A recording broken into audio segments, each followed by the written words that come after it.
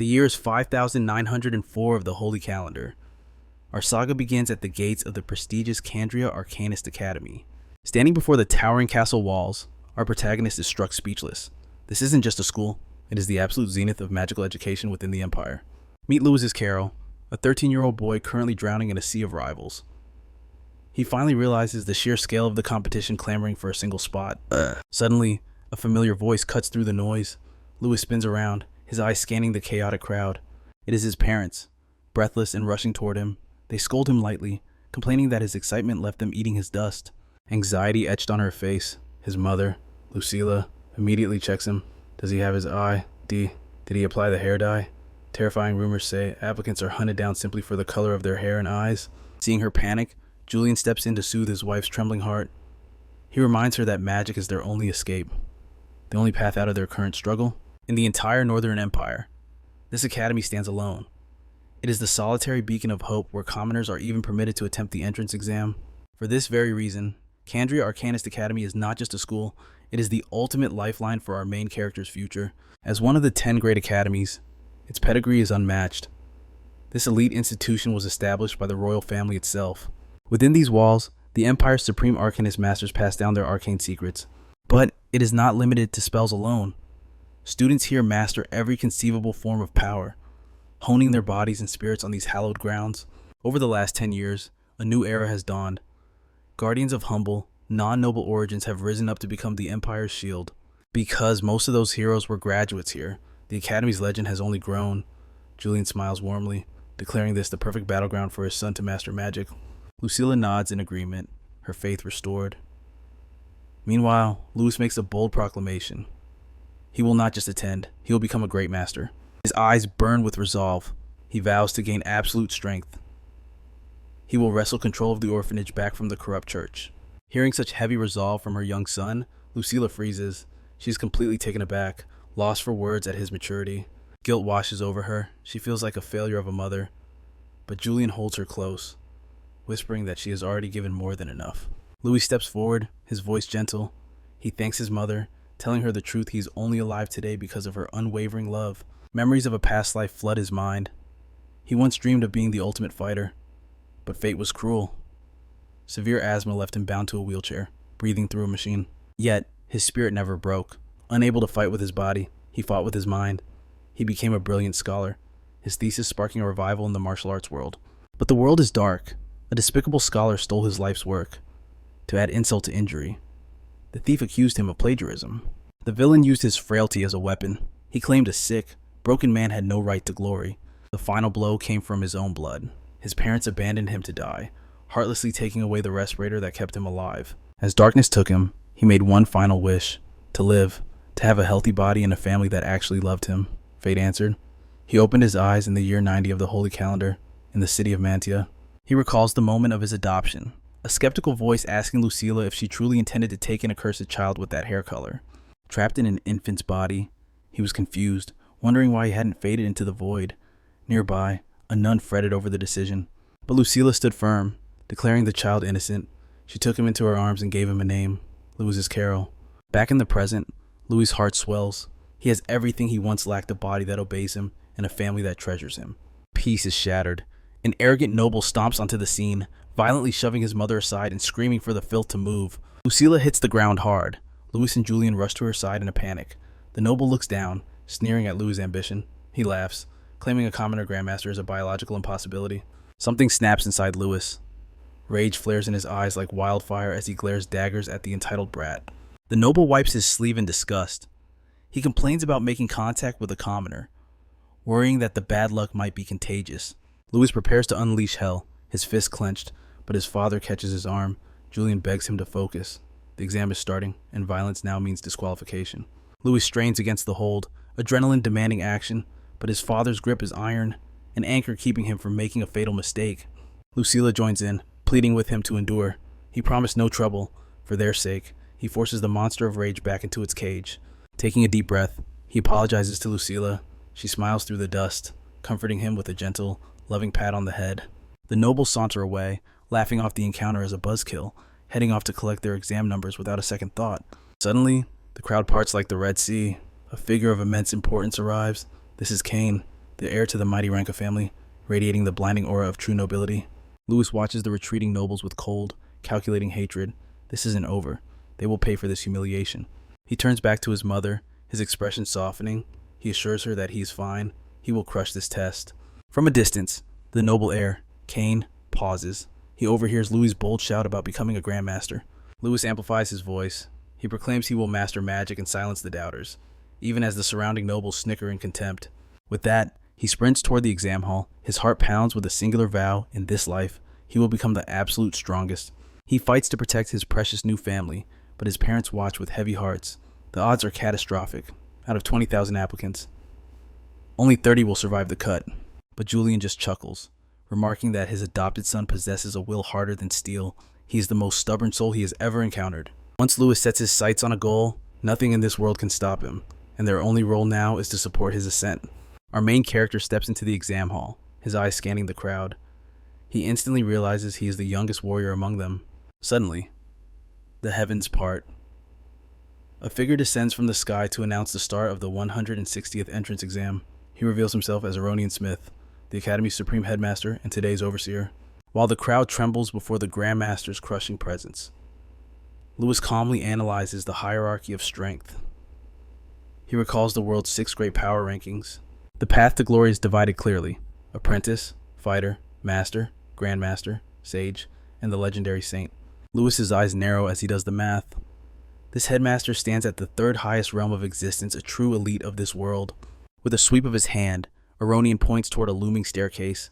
The first trial is simple yet brutal. They must ascend, but the path is not free. The headmaster reveals that the exam passes lie waiting directly behind the formidable upperclassmen guarding the route.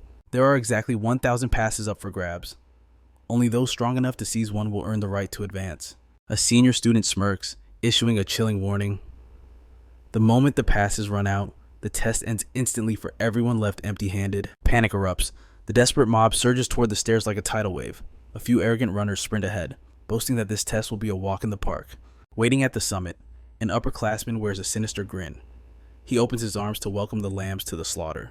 He unleashes a terrifying crimson aura, screaming for them to welcome to hell. A shockwave of pure energy distorts the air, slamming head-on into the leading group. The arrogant applicants never saw it coming. Their confidence shatters instantly as terror grips their hearts. Bodies are sent flying through the air like rag dolls. In seconds, their disqualification numbers ring out across the hall. The remaining applicants freeze in horror. They recognize the attacker as Lord Sheath, the son of the powerful minister. Amidst the chaos, Louis stands like a statue. He calmly analyzes the situation, sensing the pure killing intent laced within the attack. Confusion reigns as the crowd wonders if this violence is allowed. But our main character steps forward, coolly explaining that this was merely intimidation, not a true strike. Hearing this, Lord Sheath steps down with eyes full of disdain. He locks his gaze on the one student who isn't trembling. The noble scoffs, declaring that anyone with a fragile will would have already fainted from the sheer weight of his aura alone. Sheath admits he is surprised Louis has the guts to remain standing, but he sneers that the academy is full of talent, and there is no space here for a filthy commoner. Louis remains completely unfazed. He stares straight into the eyes of the upperclassmen, his gaze burning with silent challenge. Provoked by that fearless attitude, the noble decides enough is enough. He is going to teach this insolent brat a painful lesson. He focuses his spiritual energy, launching a direct pressure attack intended to force the boy to his knees in submission. The other applicants scream as the crushing gravity hits them yet. While everyone else kisses the floor, Louis remains standing, completely untouched by the storm. He tilts his head, asking if this is the extent of Sheath's killing intent. To him, this is merely a trick to scare ordinary civilians. Memories flash through Louis's mind. For someone forged in the fires of hell like him, this pressure is laughable. This aura is nothing more than child's play. He has stared down true monsters, making Sheath's intimidation attempt utterly useless. With a gaze cold enough to freeze absolute zero, our main character prepares to dismantle the upperclassman's pride. Unlike Louis, this pampered noble has never tasted true danger. Our main character smirks with disdain, declaring that these cheap tricks won't work on him. Boom! He lunges forward with godlike speed. In a split second, he shatters the upperclassman's energy barrier like glass. Louis moves like a bolt of living lightning. He tears through Sheath's aura as if it didn't even exist. His expression twists into terrifying fury. It is time to show these arrogant nobles the definition of true power. He roars that he will demonstrate what real killing intent feels like. A devastating shockwave explodes from his fist. The onlookers are paralyzed by this display of dominance. Sheath stands frozen in fear. crushed by the overwhelming pressure radiating from a mere commoner. Louis's fist halts mere inches from the noble's trembling face. He stops the punch at the last microsecond, leaving a scar on the noble's soul instead of his skin. With a piercing glare, Louis looks down at the shaken upperclassman. He has proven his absolute superiority in combat without landing a single blow, but Sheath's mind races in panic. He cannot comprehend the monster standing before him. The other nobles drop their jaws to the floor. They can't believe this kid withstood a lord's aura without using a shred of magic. Ignoring the commotion, our main character simply steps past the defeated senior. He casually announces he is moving on. He calmly walks to the board where the rewards await. His hand closes around a pass, officially securing his spot in the next stage of the selection. Witnessing this disrespect, Sheath scrambles to his feet. His face burns with humiliation as he screams in blinding rage. He refuses to accept this defeat cowardly. He launches a high-level magic attack straight at the boy's unprotected back. Louis spins around in a blur. He meets the magic with nothing but his bare hands. A massive shockwave erupts as our main character crushes the spell in his grip. Sheath stared, his mind reeling, unable to process the impossible reality. A mere commoner had stopped his lethal attack without a single drop of magic. Suddenly, Headmaster Aronian descends like a deity and declares the boy has passed.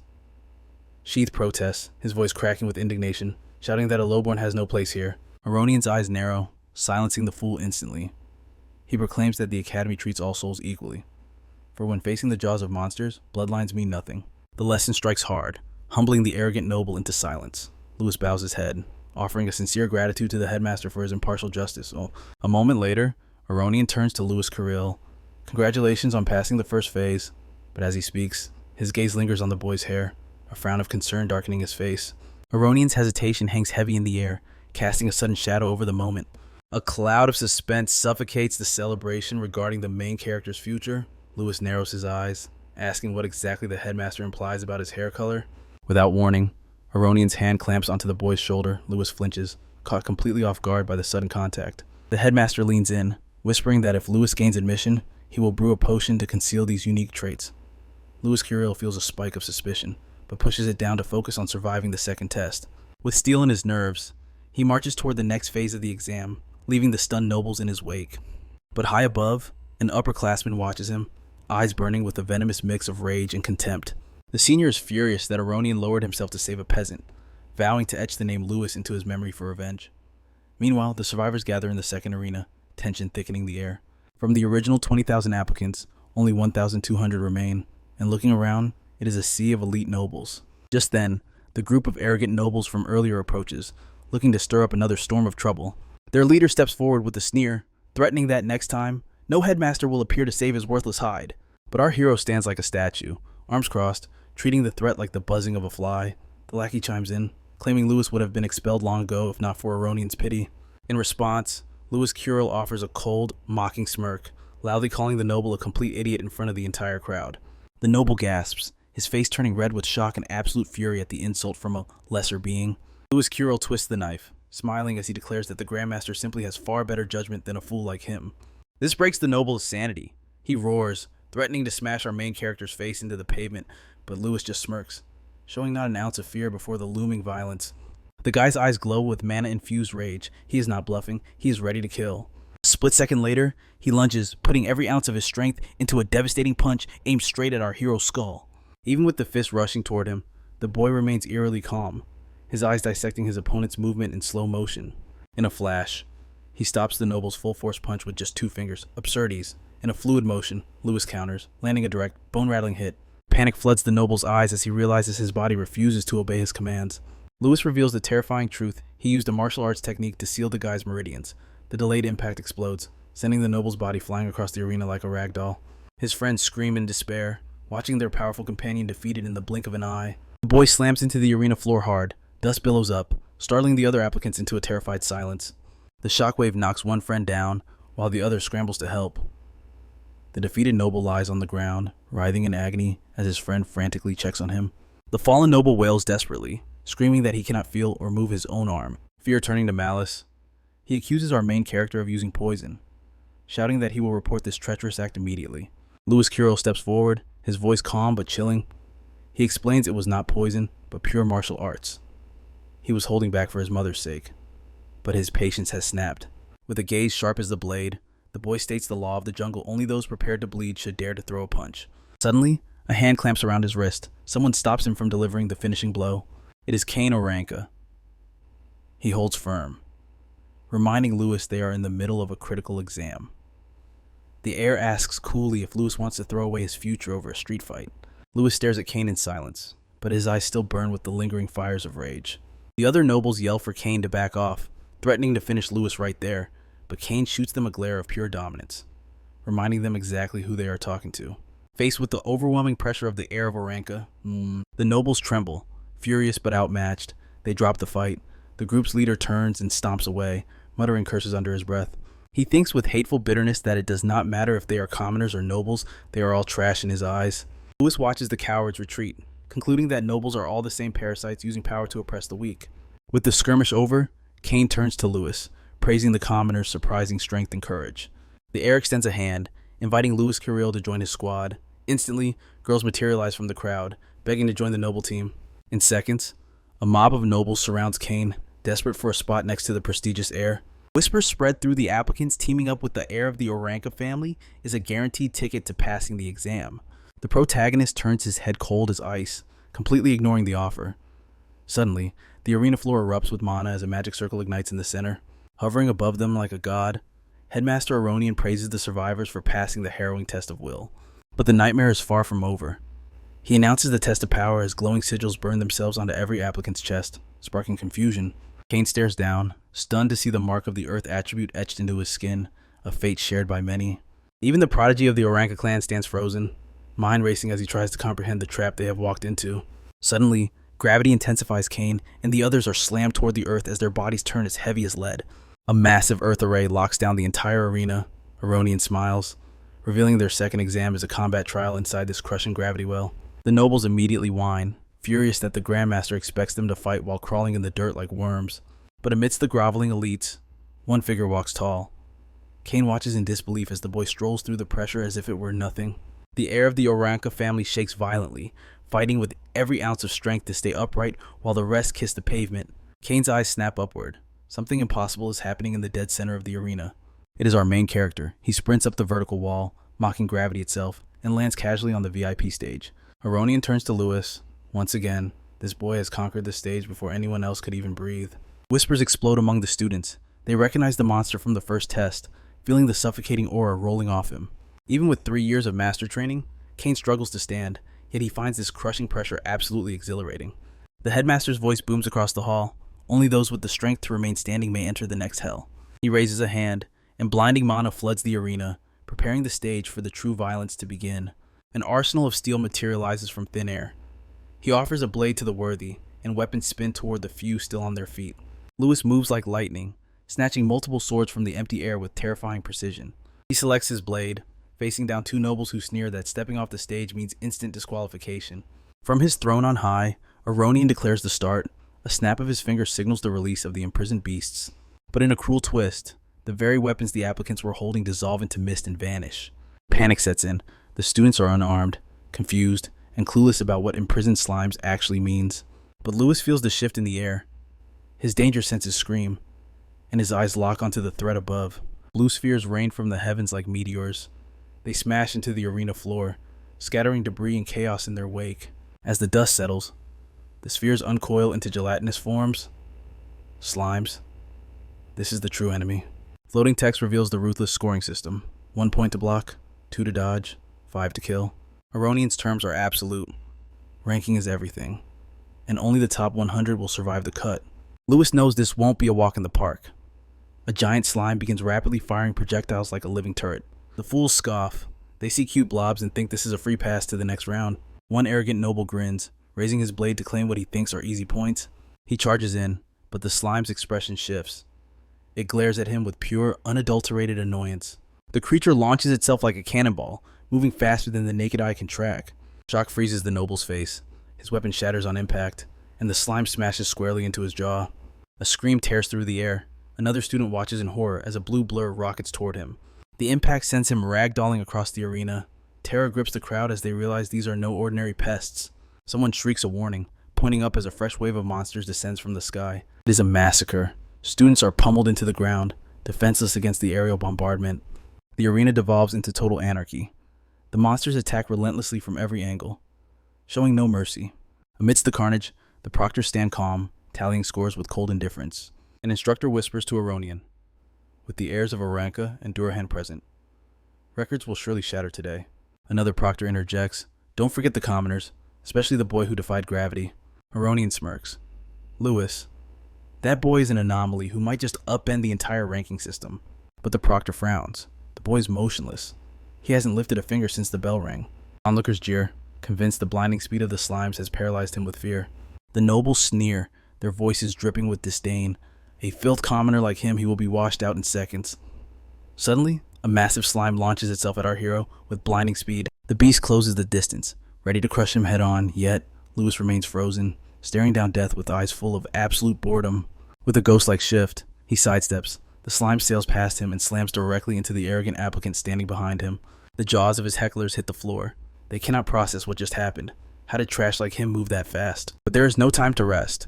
Another blue beast roars in, aiming to flatten him into the dirt. Louis weaves to the side again. The monster misses and plows into yet another noble, sending them flying like a rag doll. A sharp glint enters Louis's eyes. It is time to show them the gap in their levels. Instantly, several slimes encircle him, lunging from every direction. The mocking noble grins, certain the commoner is doomed. Trapped by death, our hero simply closes his eyes and dives into his consciousness. The world slows down. His mind drifts back to the frozen peaks of the ice mountain. His friends panic, shouting that throwing jagged rocks is suicide, but Louis raises a hand, his voice steady. Relax, I need to test a new theory. Reluctantly, the group picks up stones, warning him to brace himself for impact. On the count of 3, they unleash a hail of rocks, aiming to test the limits of human reaction time. Louis recalls the hypothesis from his past life. The human body is limited, but the mind is infinite. He trained his brain to hyper-accelerate neural transmission. He does not just react, he calculates trajectories before the attack even launches. Back in the arena, his closed eyes visualize the data, every shift in the air, every muscle twitch of the monsters. His mind simulates thousands of evasion routes in a nanosecond. He moves with liquid grace, dancing through the lethal web without a scratch. His friends back home stare in silence, their minds blown by his godlike reflexes. Louis wipes a bead of sweat, satisfied. The technique is flawless. His friends rush over, demanding to know the name of this divine art. He replies calmly, void combat calculation. The name hangs in the air, leaving them completely bewildered. A smirk plays on his lips. A battle is decided before the first blow is struck. I have already won. Reality snaps back. Louis's eyes erupt with intense light as he pushes his cognitive processing to the maximum. The battlefield turns into a grid of data. He sees the red lines of destiny marking the path of every monster. Calculations fire at absurd speeds. The slime's movements are no longer threats. They are variables in an equation he has already solved. The 4 beasts strike as one, but Louis has dissected their flaw. They are fast, but they can only move in straight lines. All he needs is the ricochet angle. The geometry of their defeat is clear. The plan is set. He blurs into motion, an agile shadow weaving through the chaos. He dodges effortlessly, untouched by the carnage. 4 dodges, 8 points secured. Now, it is time for the offensive phase. He grips his sword. Brilliant blue energy floods the blade. Humming with overwhelming power, Louis steps forward, his aura dominating the arena. My turn. He unleashes a secret martial arts technique, sending a devastating slash of energy tearing through the slimes. High above, Karina watches, her composure shattering. The proctors gasp. Did he just read their movements? Another instructor nods, sweat forming on his brow. That boy's perception, it rivals a grandmaster. Watching from the shadows, Kane narrows his eyes. He has found a diamond in the rough. He needs this fighter on his side. Suddenly, Louis senses a disturbance. He snaps his head to the side. A straggler slime is rushing him easy points. He readies his stance, preparing a lethal thrust to claim the 5 points. But a split second before impact, steel flashes. Another blade pierces the creature, snatching the kill right from under his nose. Louis glares, fury simmering in his gaze. Did you just steal my kill? Kane smirks, wiping his blade without a shred of guilt. Absolutely. Kane shrugs arrogantly. I did not steal from you. I just took what was there. He swings his sword with terrifying speed. With surgical precision, Kane slices the creature cleanly in two, showing off his own elite skill. While other applicants struggle desperately for scraps, Kane points his blade at the chaotic mob. I am stealing their points, not yours. He introduces himself with a charming smile. I am Kane. Let us hunt together. Louis just stares at him, unimpressed. Seeing the cold reaction, Kane changes tactics. Fine, I want the top rank. How about a little wager? Let us see who scores higher. His eyes burn with challenge. Come on, commoner. Show me your true power. Louis smiles. It is a confident, dangerous smile. He accepts the noble's challenge without a hint of fear. He tightens his grip on the sword. The real competition begins now. But the boy isn't satisfied with a simple duel. He raises the stakes to the absolute limit. The loser must obey the winner's every command like a slave. Witnessing this alliance, one of Seth's archers boils with rage. Amidst the chaos of the arena, he sees a golden opportunity to wipe them both out permanently. The very noble who humiliated our main character earlier flashes a sinister grin. He nods in silent agreement with the treacherous plan. Just then, a slime monster launches itself toward the archer squad. They tense up, preparing to intercept the threat. But their leader barks a ruthless order: ignore the monster, target the boys. Meanwhile, Louis and Kane fight back to back, a whirlwind of steel against the slime infestation. Louis slices through a beast with precision, stepping in to shield Kane. He is guarding his rival's blind spot perfectly. Suddenly, the air screams as a volley of arrows descends upon them. The duo is caught completely off guard by the ambush. Boom! The arrows strike the earth, detonating in a massive cloud of dust and debris. Kane freezes in horror. Louis stood his ground and took the full force of the explosion to protect him. The noble archer smirks with malicious delight. He celebrates prematurely, convinced his cowardly strike found its mark. But as the smoke clears, Louis is standing there. A mockery of a smile plays on his lips, completely unfazed. The archer's celebration dies in his throat. He can't process the impossible sight before him. Louis Carroll didn't just survive, he snatched the arrows out of the air with his bare hands. The spectator's jaws hit the floor. How could a human possess such godlike reflexes? Kane rushes to his side, checking for injuries. He spits on the ground, calling the archers filth for their dishonorable tactics. Enraged by the insult, the archer leader loses his mind. He orders his squad to target the Oranga air directly. He notches a double arrow, charging it with a dark, suffocating aura. Two projectiles scream through the air at breakneck speed. They are aimed straight for the heart of the Oranga family legacy. Kane scoffs, deflecting the first volley with arrogant ease, but he makes a fatal error. He fails to see the malicious shadow arrow hidden in the first one's wake. His instincts scream at the last second. The air whirls around, eyes wide with the realization of impending death. A sickening crunch echoes through the silent arena. Blood sprays into the air like a crimson fountain. Kane's heart stops. Our main character threw himself in the path of the blade, stopping the dark arrow with his bare palm. Kane stares in disbelief at the boy's mangled hand. But Louis ignores the pain, grimly noting that the air is the true target here. The proctors cry foul, demanding immediate disqualification for the malicious strike, but Aronian raises a hand. He declares the healers should prepare, predicting the archers are already doomed. Back in the heat of battle, our hero turns his gaze to his ally. He calmly confirms if the noble truly carries the name of Kane. With a feral grin, Louis shifts his stance.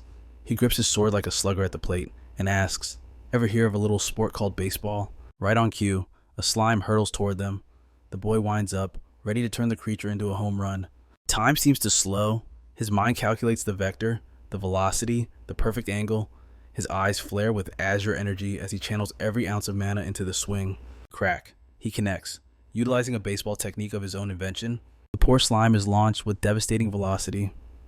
It transforms into a living, blue cannonball of destruction. The projectile ripped through the air, straight toward the archer squad.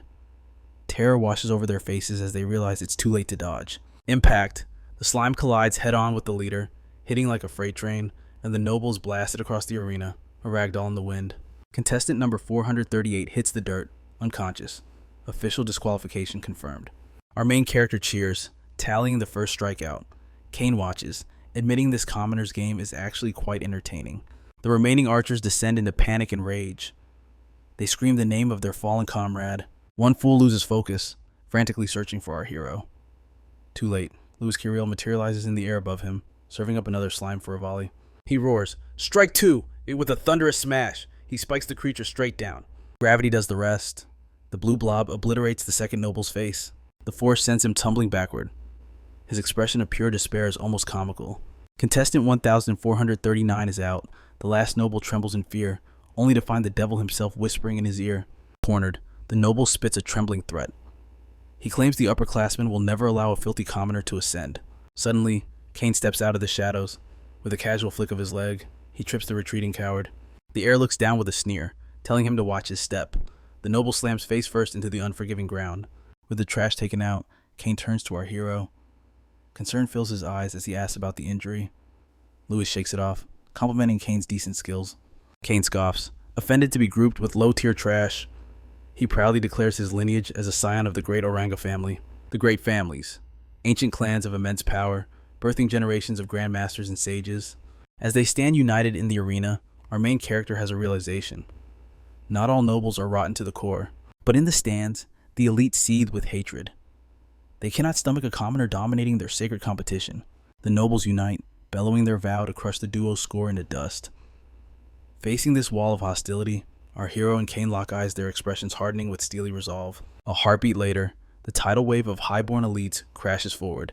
Their screams tear through the air, demanding that commoner trash disappear from their sight. Yet, the tide turns.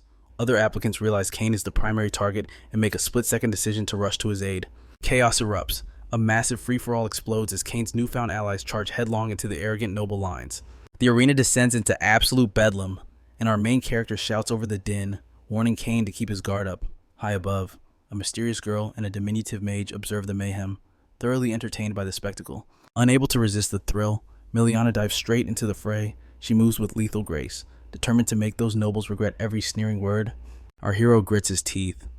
He has become a beacon for their aggression, and this targeted assault is about to make things incredibly complicated. Suddenly, slimes materialize from thin air. He is forced to dance through a minefield of attacks, dodging the creatures while fending off his human enemies. Amidst the confusion, the small mage plays dirty, tripping a noble with precise timing. Miliana seizes the opening, unleashing a devastating weapon strike that sends bodies ragdolling through the air. Simultaneously, a red-haired juggernaut enters the scene. With a massive warhammer in hand, he smashes through opponents with a single, terrifying swing. A wild grin stretches across his face. He throws his head back and laughs, declaring this chaotic brawl the thrill of a lifetime. The red-haired warrior roars that smashing people is far more satisfying than it looks. It beats hunting mindless slimes any day of the week. Momentum builds as he begins to spin. The giant hammer whirls faster and faster, charging up a devastating area of effect catastrophe. With a thunderous battle cry, he bellows a final warning for everyone to clear a path or be crushed. The spinning cyclone connects. Dozens of applicants are launched into the sky by the sheer force. He grinds to a halt, surveying the magnificent destruction he has carved into the arena. The aftermath is brutal. The ground is carpeted with fallen nobles, all victims of the giant hammer's overwhelming power. On the sidelines, a proctor nervously asks Aronian if they should intervene. Another frets that, at this rate, the entire nobility will face disqualification. But the headmaster remains unmoved. This academy has its own laws, and the fragile public opinion of the outside world holds no power here. Suddenly, a blinding pillar of light pierces the heavens from the center of the arena, freezing everyone in place. Hovering godlike in the air, Aronian's voice booms out. The second exam has officially concluded. He states that scores and passing lists will follow shortly. As the earth magic dissipates, adrenaline leaves the students, and they collapse to the ground in utter exhaustion. Instructors bark orders, telling the injured to down their healing potions immediately to restore energy and mend their wounds. Our main character stares at the vial in his hand, mesmerized by the mysterious, swirling energy radiating from the liquid. He calculates the cost. Even a basic potion like this runs 3 silver coins. For someone of his humble background, that is a small fortune. Cain slaps him on his back, telling him to loosen up. He promises not to gloat too hard, even when he inevitably wins their bet. The moment of truth arrives. Aronian commands attention as a colossal magic scroll unfurls in the sky. Cain nudges our hero, eager to see where they rank. Sneers erupt from the nobles. The commoner's name is nowhere to be found in the top ranks, which only display down to 6th place. The announcer's voice cuts through the mockery. The top 5 have shattered all academy records. In 5th place stands the fierce Miliana Royce. 4th place goes to the stoic Karanka. Taking the bronze in 3rd is Faye Durhan, who flashes a smile of supreme confidence at the peasant competitors. Sweat beads on our main character's forehead. Did he go too far? Was he disqualified for raising his hand against the nobility? But then, a shockwave ripples through the crowd. 2nd place belongs to Louisis Carroll, with a staggering score of 887 points. Cain's jaw hits the floor. He stammers, asking who this mystery genius is. Our hero just smiles, casually admitting that his identity is a trade secret. Defeated, Cain bows to the result and asks what his prize shall be. Louis simply replies that he will collect his winnings after the exams are over. Now, the world holds its breath for the king of the exam. The 1st place score is a number never before witnessed in the Academy's history. With 888 points, the champion is Neil Gunn, the hammer wielder. He grins like a predator, hoping this school has prey worthy of his time. The nobles are left paralyzed with shock. 2 filthy commoners have seized the top spots, humiliating even the prestigious Durhan family. The small mage observes Faye closely. His hand trembles. Is it burning rage at the insult, or the pure thrill of finding a rival? Faye locks his gaze on the winner, eyes burning with a challenging fire. He whispers that he cannot wait to crush him in battle one day. Meanwhile, A faction of elites seethes with indignation. Losing to common trash is a stain they cannot wipe away. Their leader shakes with fury, branding the losers a complete and utter disgrace to the blood of nobility. The proctors murmur in disbelief, orphans taking the throne. Aronian turns to them, asking if they understand the true mission of the Arcanists Association. His voice carries the weight of absolute truth. True power recognizes no bloodline, and strength has nothing to do with social status. With the second trial concluded, the headmaster orders the survivors to proceed immediately to the stage of the final test. Kay muses aloud, noting that Louis missed first place by a single point. He wonders which of these two monsters is truly the strongest. The group steps into the shadows of the third training ground. A dense, foreboding forest awaits the stage for the final. Brutal selection. High above the arena, Aronian materializes out of thin air. He announces the final exam with a booming voice, a chaotic battle royale where the only prize is the emblems. The rules are brutal in their simplicity. He explains that he will scatter the emblems across the map and teleport every applicant to a random, isolated location. Shining crests drift toward the candidates like falling stars, as Aronian declares the objective: hunt down your rivals and hoard as many emblems as possible. His expression darkens into a severe glare. He warns them all: lose your emblem, and you are disqualified from the exam on the spot. Kane leans in, his voice grim as he warns Louis. The top-ranked students will be walking targets in that forest. Louis realizes the truth immediately. The rankings weren't a reward, but a mark to incite a hunting game. The headmaster offers a chilling smile. Show us your worth, he commands. Survive until the bitter end. In a flash of light, Louis is teleported into the dense forest. His eyes burn with determination. The academy gates are within reach, and he refuses to falter now. Filthy commoner! A voice drips with venom from the shadows. Louis whips around, caught off guard by the sudden hostility. A hulking brute steps forward, brandishing a massive axe. He accuses Louis of staining the honor of the nobility, but our hero doesn't flinch. Louis stares the giant down, his gaze colder than ice. He isn't alone. A pack of nobles emerges from the brush, encircling him with sneers. Where's your watchdog Kane now? They taunt. No one is here to save you. Louis scans the perimeter, his mind racing.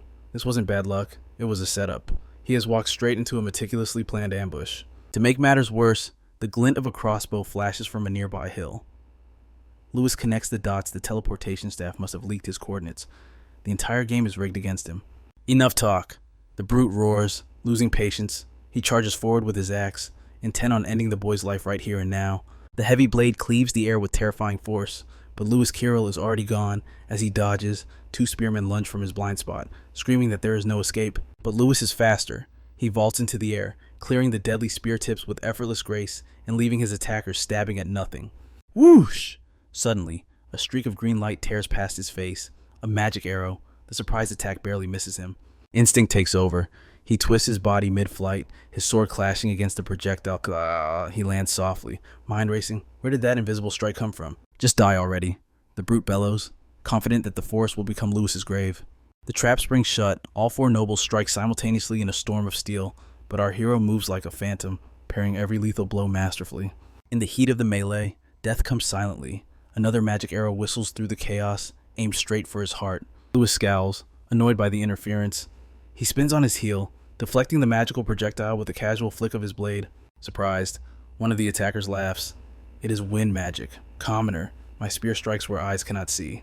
Emboldened, the spearman surges forward, thrusting his weapon with killing intent to skewer the boy. Louis weaves aside, but the noble is furious that he cannot land a hit. However, Louis is grinding his teeth. His technique reads physical movements, but magic trajectories are unpredictable. He needs a new strategy. Louis takes a deep breath, calming his racing heart amidst the battle. He has to adapt or die. A plan forms. He decides to use the send no send technique, striking the moment the opponent commits to an attack. He will turn their own strength against them. Stop playing around! The leader screams, losing patience with the stalemate. Kill him, everyone attack at once. The three attackers roar, rushing in for a final, overwhelming assault without a shred of hesitation. A cold smirk curls Louis's lips. Perfect. He was counting on their arrogance. Time seems to slow. Louis steps into the danger zone, executing his counter-maneuver with surgical precision. Victory flashes in the brute's eyes as his axe descends, but it hits only air.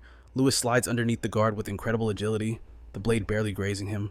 Using his sword hilt as a lever, Louis redirects the massive axe's momentum. Physics becomes his weapon. Chaos erupts. The brute loses his balance, his axe flying wild and burying itself into his ally's armor. In the same motion, Louis delivers a bone-shattering kick to the second attacker. The brute collapses onto the heap of defeated bodies. while Louis spins to face the last noble standing. Panic sets in. The spear noble scrambles up a tree, desperate for the high ground, and unleashes another wind magic arrow. Louis's eyes narrow. He sees the source now. In a swift move, he grabs a stunned enemy from the ground, hoisting him up as a human shield. Thud. The magic arrow slams squarely into the noble-turned shield. Louis drops the body and snatches up a fallen spear from the dirt. His grip tightens on the weapon. His gaze locks onto the coward hiding in the branches. With a primal roar, he launches the spear. It screams through the air like a ballistic missile, shattering the tree trunk on impact. The impact shakes the noble loose. As he falls, a surge of azure energy erupts, freezing the forest floor and magnetically dragging every emblem toward Louis.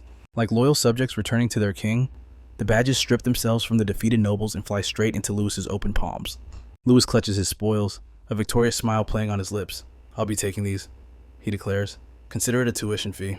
The humiliated leader struggles to his feet, veins bulging with rage. "Kill him!" he shrieks to the hidden archer. "Use full power. Blow him away." "Are you talking to this guy?"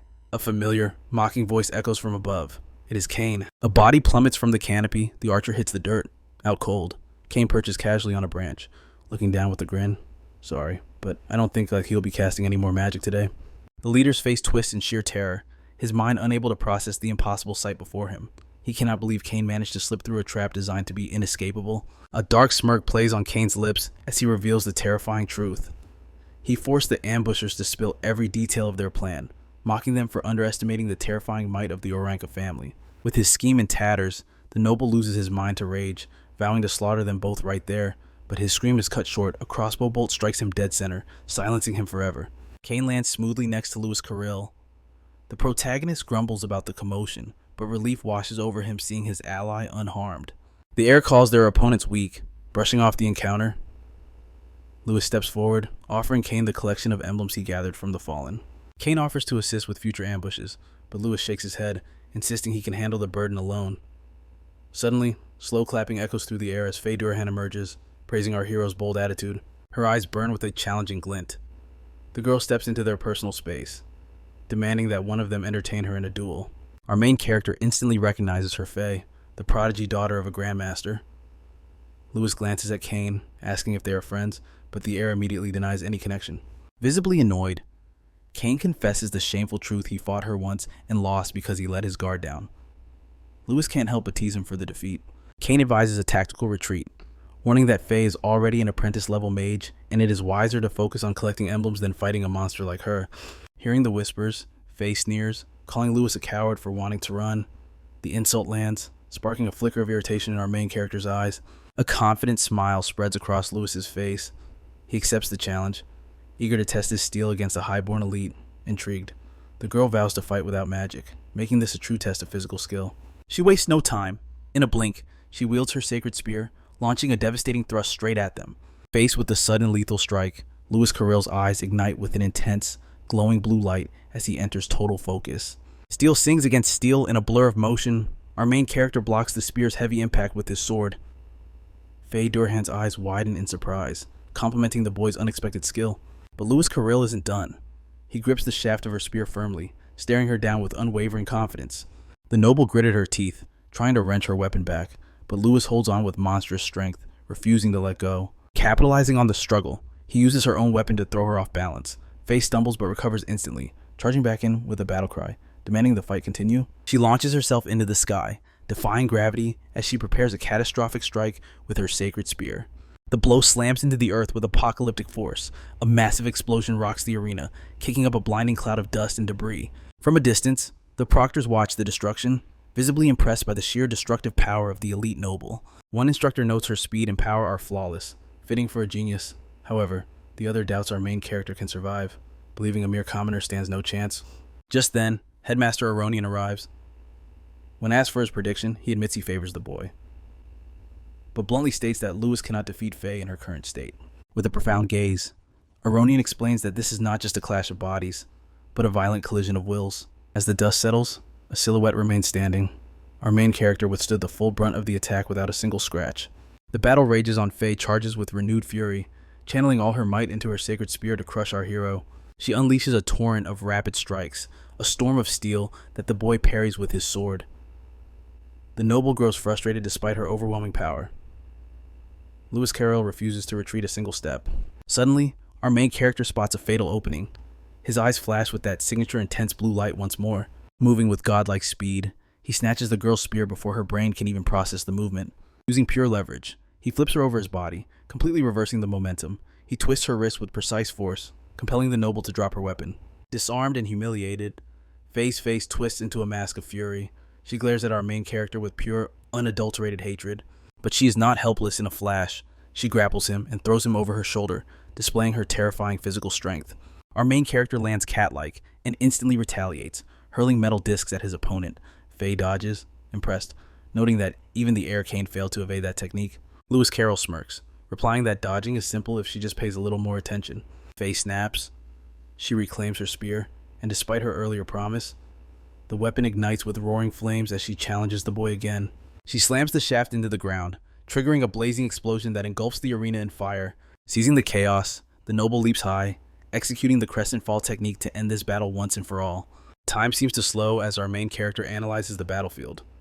He dissects the spear's mechanics, acknowledging that its reach and power make it a lethal weapon. However, he knows the truth: every weapon has a fatal flaw waiting to be exploited.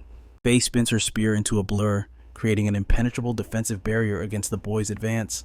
Watching the rotation, our hero realizes her greatest vulnerability lies in close quarters combat. He does not need power, he needs timing. He just needs one perfect second to close the distance forever. The plan is set. He initiates the sword dance, launching a powerful counterattack, but Faye smiles arrogantly, claiming she has seen through his strategy completely. She effortlessly dodges the strike, taunting him that such basic tactics will never work on a genius like her. With impossible agility, the noble uses her spear's shaft as a pivot point. She shifts her position in midair, defying gravity to escape the trap. The arena explodes into motion. Faye begins to spin her weapon, whipping up a literal tornado of destruction. Louis' eyes widen. He never expected a counterattack with such terrifying speed. Her voice cuts through the wind, declaring that the Dullahan family's sacred spear is absolute. It possesses zero weaknesses. A wave of pure, concentrated energy erupts from the vortex. It screams toward the boy, carrying the full weight of her merciless power.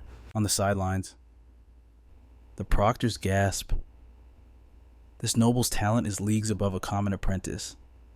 Facing imminent impact, Louis clicks his tongue. What a shame.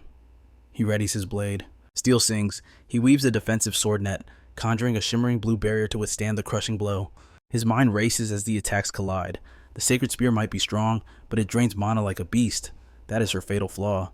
If he can just weather the storm, an opening is inevitable. But suddenly, a sickening crack echoes. His sword groans under the overwhelming pressure. Faye presses the advantage, her eyes blaze with confidence, refusing to yield even a single inch. She is a relentless force of nature. But in the face of destruction, Louis's eye flares with an ominous light. Focus sharpens to a razor's edge. There the opening he was waiting for. He leaps directly into the maelstrom. He thrusts his blade at the spear's dead center to neutralize it. Clang, disaster strikes. The tip of his sword disintegrates upon impact. Time seems to slow. The shattered steel tumbles through the air, clattering hopelessly onto the dense forest floor. Louis stares at the jagged metal in his hand. Shock ripples through him. He didn't think his weapon would shatter so easily. The storm settles. Faye regards him with a serious, yet respectful gaze. Not bad, she admits. Tell me, if that cheap blade hadn't snapped, were you really going to strike me? Louis sighs, lamenting his miserable fortune. Of all the times to have terrible luck, he mutters. It just had to be now. Stop playing around, Faye snaps, accusing him of holding back. Louis shrugs. Old habits die hard. I always observe before I get serious. A confident smirk spreads across his face. The air around him changes. Fine then, no more games.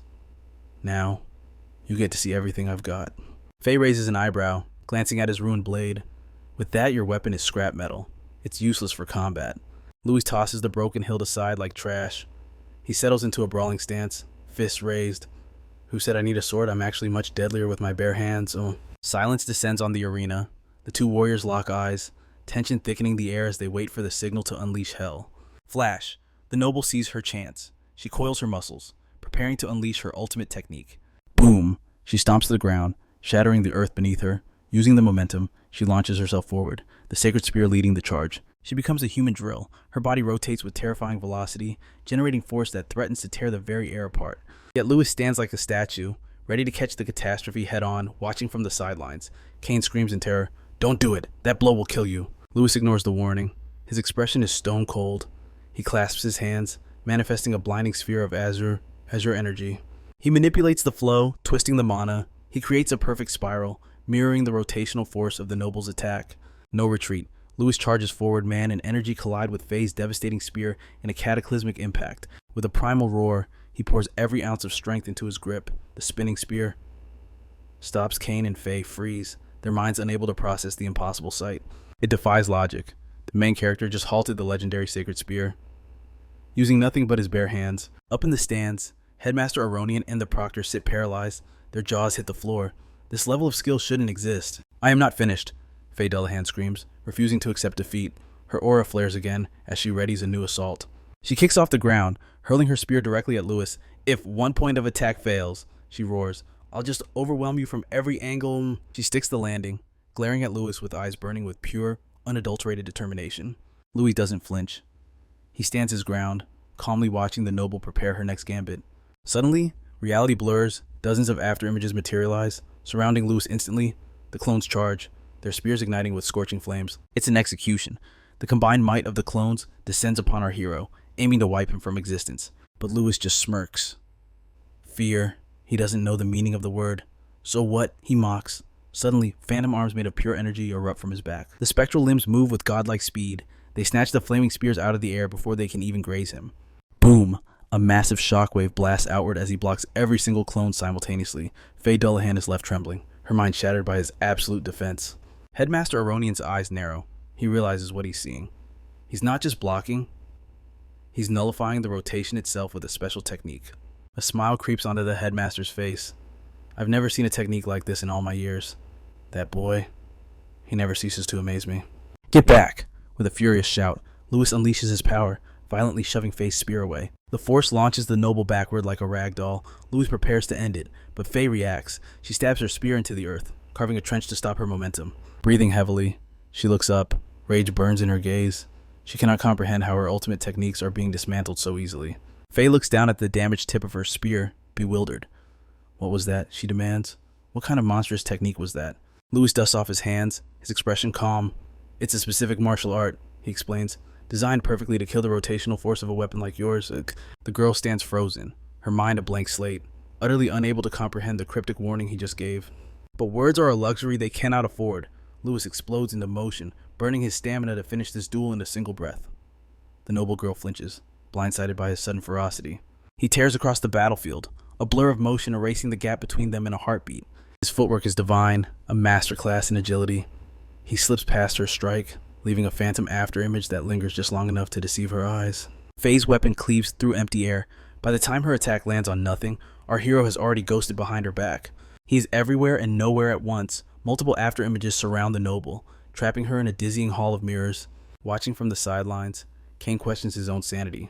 Is this an illusion? His eyes cannot track the logic of these movements. He floats like a butterfly. His body sways with surreal lightness, dancing around her lethal strikes as if they were moving in slow motion. Fury boils within Faye. Her enemy is within arm's reach, yet she cannot graze him. This is the legendary butterfly step, the signature rhythm of a boxer who defied the laws of physics. The rhythm is chaotic, weightless, and impossible to predict. It is the ultimate counter to her rigid style. The trap is set, with the perfect opening revealed. Louis coils his muscles to finally deliver the punishing blow against the noble. Boom! A devastating fist connects squarely with the center of the noble's chest, carrying the weight of his entire body. The impact is catastrophic. Dust clouds erupt as she is launched backward like a rag doll. Kane's jaw hits the floor, his mind rejecting the sight of the mighty Faye being tossed aside like trash. Even Headmaster Aronian leans forward, his playful demeanor replaced by a sharp, calculating gaze. This was not in the script. The proctors exchange stunned whispers. To dominate Faye Duerhan without a single drop of magic, the boy is not just skilled, he's a true martial arts prodigy. But nobles do not crumble so easily. Faye staggers to her feet, grit in her teeth. She declares that a daughter of the Duerhan bloodline knows no surrender. Louis stares her down, his expression cold. He realizes the fire in her eyes has not yet been extinguished. Pride fuels her recovery, summoning every ounce of her lineage's strength. She prepares to escalate this skirmish into a war. A crimson aura erupts around her. Faye screams her defiance, swearing she will never bow to defeat. Louis raises an eyebrow. She has discarded her spear to brawl with bare hands. Desperation turns to power.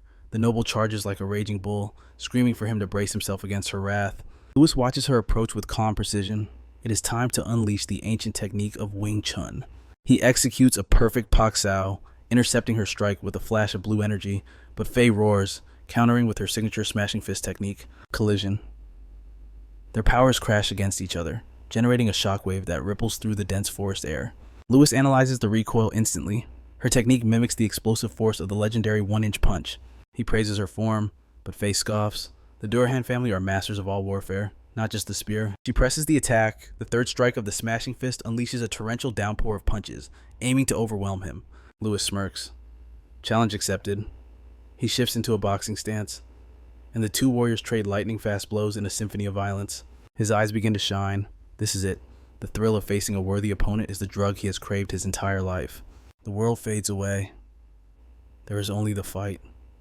His heartbeat thunders in his ears, pumping adrenaline and power with every passing second. Transformation. His eyes ignite with a demonic red glow. A terrifying grin splits his face as an unholy thirst for battle consumes him. Let's dance, Louis roars, manic laughter bubbling up. Faye freezes, her instincts screaming danger. What is this vile energy flooding the clearing? A nightmare takes shape. Behind him, a demonic red avatar manifests, looming over the battlefield with suffocating pressure. Terror seizes the noble's heart. Her limbs turn to lead, paralyzed by the sheer predator aura radiating from him. Brutality follows. Louis stomps her into the dirt, pinning her face with total dominance. Before she can gasp, a savage kick launches her body into the air. From the viewing platform, Headmaster Aronian stiffens. That signature energy. Surely, it cannot be. Faye becomes a projectile, tearing through the foliage before slamming violently into the earth. Her body crumples against a tree trunk, sliding down completely limp. The light of resistance has been beaten out of her. In the shadows, Kane and his noble cohort stand petrified. The reality of the outcome hits them harder than the kick itself. Rage wars with disbelief. A commoner has not just defeated the powerful Faye, he has humiliated her. Suddenly, a piercing pain splits the spectator's skull. The noble retches violently. His friend panics, watching him collapse in agony. What is happening to you? I don't know, Brian stammers, trembling uncontrollably. A primal sickness is clawing at his insides. Then, the realization strikes. It is not sickness. It is fear. The sheer density of Louis's killing intent is crushing their spirits from a distance. The plan has disintegrated. The noble's face goes pale. They never calculated that a lowly commoner could harbor the strength of a monster. Brian, battered and terrified, comes to a chilling conclusion. If the legends are true, leaving Louis alive is a death sentence for them all. On the battlefield, the predator advances. Faye, broken on the ground, stares up in horror at the crushing pressure descending upon her. Louisis Carroll launches himself forward with blinding speed. He closes the distance in a heartbeat, landing a devastating punch square in the noble's face. The impact is catastrophic. Faye is sent hurtling through the air, crashing and tumbling across the forest floor like a rag doll. With a roar of fury, our main character unleashes his limits. A massive torrent of crimson energy explodes from his body, raining down on his defenseless opponent. Faye's eyes widen in terror. She realizes too late his speed and power are in a completely different dimension. Victory is impossible. The energy coalesces into a colossal fist. It descends from the heavens, promising to crush the girl and end this battle in a single strike. Annihilation seems certain, but in the face of death, Faye's instincts scream. At the very last second, she triggers her arcana martial art, summoning a magic circle. Fire meets force. She conjures a blazing fist of flame, desperate to intercept the hero's finishing blow. Boom! The two powers collide. A shockwave of fire and energy rips through the forest, incinerating everything in a massive explosion. A scream pierces the chaos. Faye is helpless against the backlash. Thrown backward with bone-shattering force, she smashes through tree after tree, her body flailing. Even Louis is forced back, his boots carving deep trenches into the earth as he skids to a halt. Louis stares, eyes wide with shock. The adrenaline fades, replaced by awe at the sheer destruction they just unleashed. Smoke rises from his trembling hands. As he stands amidst the ruin, the boy finally grasps the terrifying potential of true magic. Kane rushes in, panic in his voice, checking for injuries. Louis brushes him off, eyes scanning for Faye, but suddenly, a loudspeaker crackles. Candidate 30,947 has lost their emblem. A shadow emerges from the trees. The arrogant noble steps forward with a sneer, declaring that Louisis Carroll is officially disqualified. Louis looks down in horror. The emblem on his chest is ablaze. In seconds, his ticket to the academy crumbles into gray ash right before his eyes. Get lost! The noble spits. Kane steps up, desperate to defend his friend, claiming the burning emblem was just a malfunction. The noble laughs, his smile dripping with venom. The headmaster sees all. He mocks. accusing Kane of debasing himself to help a cheating commoner. He grabs Louis by the collar. The hostility is suffocating. "Interfering trash like you," he hisses, "should just vanish." Wait, a voice cries out from the ground. Faye, battered and bruised, commands their attention. The noble and Kane freeze in disbelief. Louis gasps. After that explosion, it is a miracle she's even conscious, let alone speaking. Steam rises from her injuries, but her spirit is unbroken. Faye stands tall, glaring at the noble with pure determination. The antagonist scoffs. Is she really protecting a commoner? "Shut your mouth," Faye snaps. She knows exactly what happened. She saw Louis's emblem burn with her own eyes. Kane is floored as Faye apologizes to Louis. Louis blames his own lack of control, but Faye shakes her head. He forced her to use magic. That means he won. The antagonist rolls his eyes. "So what, you can't enroll with 4 emblems? Genius. Rules are rules." Rip. With a sharp motion, Faye tears a strip of fabric from her uniform, right where her own emblems are attached. She presses them into Louis's hand. A warrior's tribute. With this, the boy now holds 14 emblems in total. His place in the academy is undeniable. His emblem burned after he defeated me. Faye declares to the noble, "By the laws of combat, the record stands." She turns to Kane, flashing a dazzling, confident smile and a quick wave. Her expression hardens. "I refuse to let the weak pass while the deserving fail," she states. "That is not justice." She kicks her spear into the air, catching it with lethal grace with a challenge in her eyes. She asks, "What happens if the 10th ranker has 14 emblems or more?" Kane grins. Great minds think alike. He was wondering the exact same thing. With that, the duo dashes into the forest. Faye is not done yet. She needs to hunt fresh prey to secure her own passing grade. Louis watches their retreating backs, unaware of the shadow looming behind him. A proctor has arrived. The man delivers the cold news Louis is disqualified and must be escorted away. As he leaves, the noble glares from the shadows.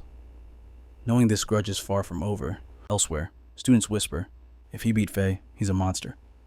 Jealousy begins to brew among the elite candidates. A dark grin spreads across the leader's face. "Accidents happen in the exam," he muses. "Would anyone miss one stray applicant?" Brian turns to his enforcer, Seth. "Handle it, and pray this hero isn't as weak as he looks." The air is thick with tension. The strange power Louis displayed has painted a target on his back. Everyone is asking, who is he? The proctor observes from afar. "Martial arts have limits," he mutters. "Against true magic, fists are merely flesh." Standing at the academy gates, Louis dreams of the impossible fusing magic with his martial arts, but reality hits. It is night, and his clothes are shredded. Mom is going to kill me, he thinks. If he tells the truth, she will panic. If he lies, she will ask 1,000 questions. Snap. A twig breaks. A hooded figure materializes from the darkness. Dagger raised for a silent kill. The blade sings through the air, but Louis is faster. He weaves aside effortlessly, and the assassin's weapon goes spinning into the bushes. The assassin's eyes glow with disbelief. "Impossible," he gasps. "How did you sense me?" Louis turns, his expression cold. "You can hide your body," he says, "but you can never hide the stench of blood." Shadows lengthen as 2 more figures materialize. The leader sneers, mocking Louis's composure in the face of death. Encircled by elite killers, Louis calculates his odds. He must go all out. But his senses scream a warning. A 4th presence lurks in the canopy, radiating a terrifying pressure far above the rest. Seizing the distraction, an assassin lunges. He unleashes a devastating spinning kick aimed to crush bone. The killer roars, promising that a single lapse in focus will send Louis's head flying from his shoulders. Death inches away, but Louis Curl's eye ignites with a piercing blue radiance. The time for holding back is over. Moving faster than sight, he evades the lethal strike and snatches the assassin's blade midair. Instantly, he floods the steel with his own surging energy, priming it for a counter. With a thunderous impact, Louis drives the captured weapon down, slamming his attacker ruthlessly into the earth. Instinct takes over. He weaves aside just as another assassin launches a sneak attack from the blind spot. No time to breathe. Louis hurls the energized weapon, sending it screaming through the forest air toward the remaining enemies. The leader grins. The intelligence report on the boy's reflexes was accurate. Louis frowns, mind racing to figure out exactly who sold him out. "Your martial arts rival, a mere apprentice," the leader taunts, his voice dripping with arrogance. "But let's see how you fare against sorcery, Em." On command, the trio raises their crossbows, unleashing a volley of arrows wreathed in magical energy. Louis guards his vitals, blocking the barrage with his bare arms. He grits his teeth, recognizing the swirling currents, more wind magic to deal with. Backed into a corner, Louis shifts his stance. He initiates his breathing technique, drawing power from the very air to turn the tables. Ki surges through his meridians. He channels every ounce of energy to reinforce his body, unlocking the dormant potential within. Azure light floods his vision. His aura erupts, granting him an explosive boost in speed and raw power. The leader laughs at the display as another volley flies, but Louis is already gone, weaving through the intersecting arrows with godlike agility.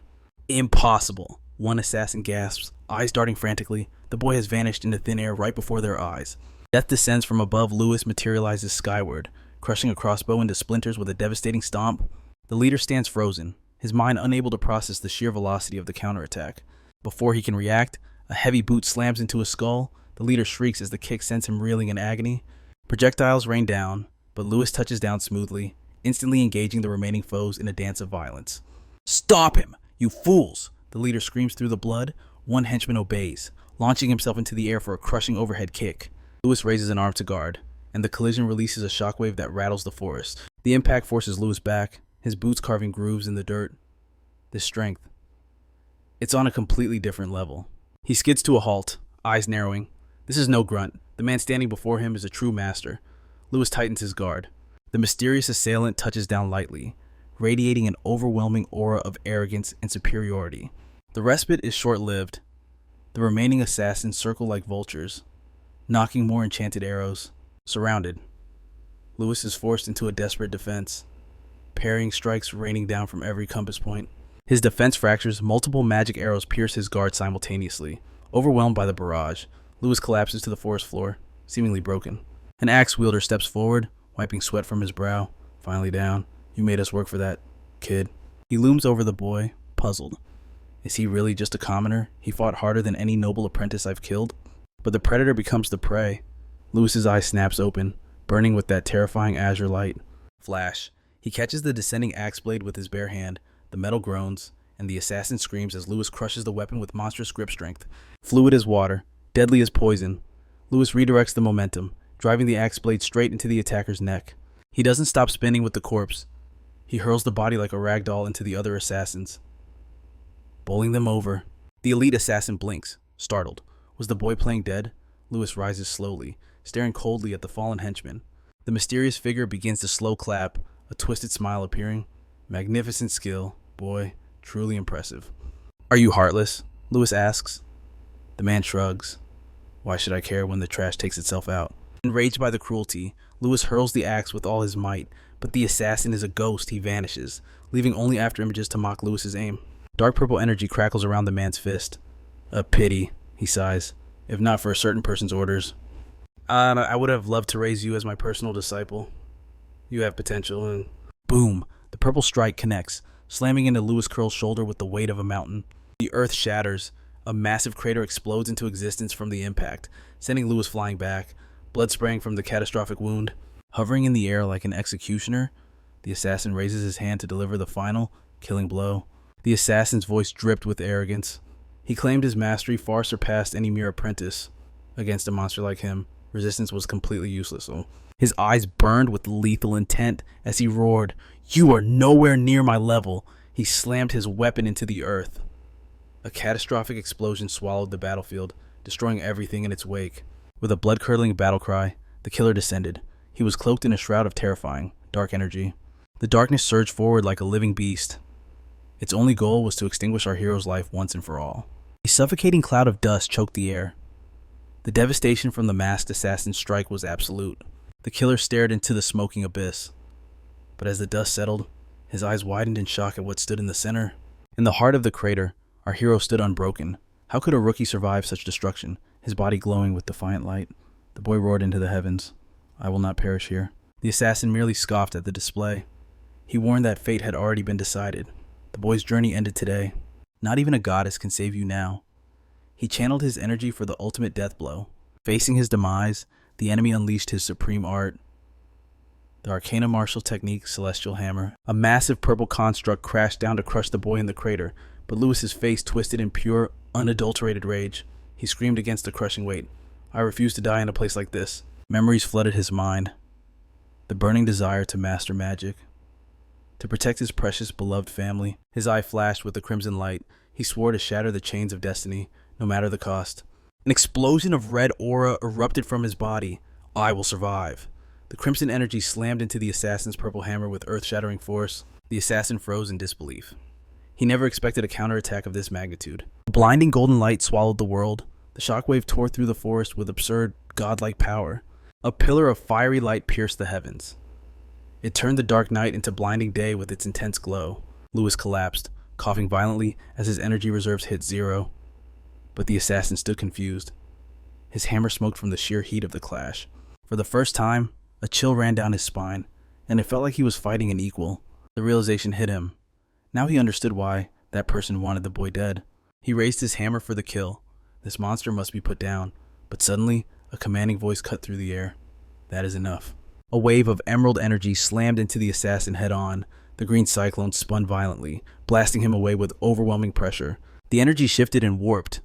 It transformed into majestic green dragons weaving through the forest canopy. Terror gripped the assassin's heart. What kind of dragon magic is this? A colossal dragon of pure energy materialized, radiating absolute dominance. Blinding beams of light rained down upon him. His screams of agony echoed through the trees. Sprawled on the ground, Louis watched in a daze. He couldn't comprehend the spectacle of light unfolding before him. Descending from the sky like a deity, Headmaster Aronian appeared, his cloak fluttering in the aura. Louis's eyes widened. Why was the Academy's headmaster here? Aronian offered a calm smile, suppressing the rage beneath his surface. Drink this, he commanded gently. The boy didn't hesitate. He downed the potion in a single gulp to stabilize his broken body. Meanwhile, gravity crushed the assassin into the dirt.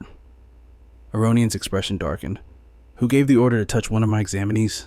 Struggling against the pressure, the killer gasped. Grandmaster, do not protect that monster. The headmaster's gaze turned terrifyingly cold. Yet, the assassin forced a bloodied smirk. This is just the beginning of a much larger plan. Before anyone could react, his body detonated. A gruesome explosion scattered his remains into the wind. Aronian frowned, shielding his face. A self-destruct spell. Was the assassin's guild behind this madness? Louis staggered to his feet, stunned. The potion was a miracle elixir. Even his shattered bones knit together instantly, restoring his strength. He turned to the powerful mage. Headmaster, were you just passing by chance? His gaze turned sharp. Why do you always appear to save me at the brink of death? Aronian dismissed the question. We will discuss this at my estate. The answer left the boy completely blindsided. Suddenly, panic seized Louis's heart. He remembered his mother waiting at home. She must be sick with worry. Without a second thought, he bolted. He sprinted through the forest at breakneck speed, leaving the headmaster in the dust. Watching him vanish, Aronian sighed. He summoned a creature from the shadows. Clean up this mess. The entity obeyed instantly. It began erasing the crater and the assassin's gore from existence. The scene shifts to the city of Mantia. Trouble was brewing in front of the orphanage. Two thugs had cornered Luciella. They accused her of thievery and tax fraud. I was only waiting for the children, she pleaded. Liar. The thug seized her wrist, ready to teach her a lesson. But suddenly, crack! A fist smashed into his face, catching him completely off guard. Like a bolt of lightning, Louis descends from the sky. His flying kick slams into the aggressor with devastating force, launching the man across the clearing. Lucilla gasps, unable to believe her eyes as Louis lands before her. Behind him, the thug crashes into the earth, instantly silenced by the overwhelming blow. Trembling hands fly to her mouth to stifle a scream. The sheer violence of the scene leaves her paralyzed with terror. Louis rushes to her side, panic in his voice as he asks if she's hurt, but Lucilla only sees her son's torn clothes and blood-stained skin, cradling his face in despair. He forces a gentle smile to soothe her trembling heart. He lies, claiming the blood is nothing more than a clumsy accident with a tree during the academy exam. But the peace is short-lived. The thug staggers to his feet, eyes burning with malice as he accuses Louis of defying the local lord and breaking sacred laws. Fear grips Lucilla's heart as the bully vows to report them. Suddenly, a powerful presence descends from the heavens. Aronian lands softly, declaring that a grave misunderstanding has occurred. He steps forward, standing shoulder to shoulder with Louis. With an aura of absolute authority, he introduces himself as the headmaster of the prestigious Candria Academy. The thugs turn pale, their arrogance shattering instantly. Only a grandmaster possesses the power of flight. They are standing before a living legend. Shadows veil Aronian's eyes as he unleashes a wave of killing intent. He commands the trash to leave and deliver a warning to their master. Terrified for their lives, the men bow frantically and flee the scene. The Grandmaster then turns his gaze to Lucilla, stating he must discuss a matter of destiny concerning her son. They retreat into the humble orphanage. Lucilla guides the esteemed guest to the warmth of the fireplace, the tension still lingering in the air. Aronian's sharp eyes catch sight of a peculiar millstone. He pauses, wondering if this is the very invention the nobles had been whispering about. Upon closer inspection, he realizes the truth. The intricate mechanism of the stone is not unique. It is woven into the very structure of the house. Louis casually adjusts a hidden panel on the wall. The machinery hums to life, revealing itself as part of a complex, interconnected system. As Lucilla serves fresh fruit, she proudly explains that Louis invented these marvels to ease their burdens. Anxiously, she asks if he caused trouble, but Aronian smiles. The boy's results were not just good, they were miraculous. The headmaster's mind drifts to ancient history. Such raw talent has not been seen since the age recorded in the sacred scripture of Gaia. He recalls the dark era when monsters enslaved humanity. Amidst the despair, a singular genius rose from the ashes to challenge the darkness. Blessed by the goddess herself, this warrior created the arcana martial arts. Together with his loyal companions, he waged a legendary war against the beast hordes. Their steel and sorcery secured victory, marking the dawn of Liberation Day. It was the beginning of a new era, restarting the calendar of history. In the scriptures, he is revered as the first hero. Lucilla worships the name, but Louis interjects coldly. In the common legends told today, that hero does not exist. Aronian nods, his expression grave. The legends the public knows have been altered, painting a picture far removed from the brutal reality. He drops the bombshell. The true first hero possessed raven black hair and eyes as dark as the abyss. The revelation strikes Lucilla and Louis like a physical blow. The headmaster lowers his voice. This is a forbidden truth, a secret heavily guarded by only the absolute elite of humanity. Though he was their savior, a terrifying shadow grew within his soul. A primal madness began to fester in the hero's heart. Consumed by bloodlust, he lost the ability to tell friend from foe. In his blind rage, he turned his blade against the very people he swore to protect. To protect the world from the truth, his existence was purged from the annals of history. The hero became a ghost, erased to bury the shame. Aronian concludes his grim tale. That inner madness was not just rage. It was a curse that devoured him slowly from the inside out.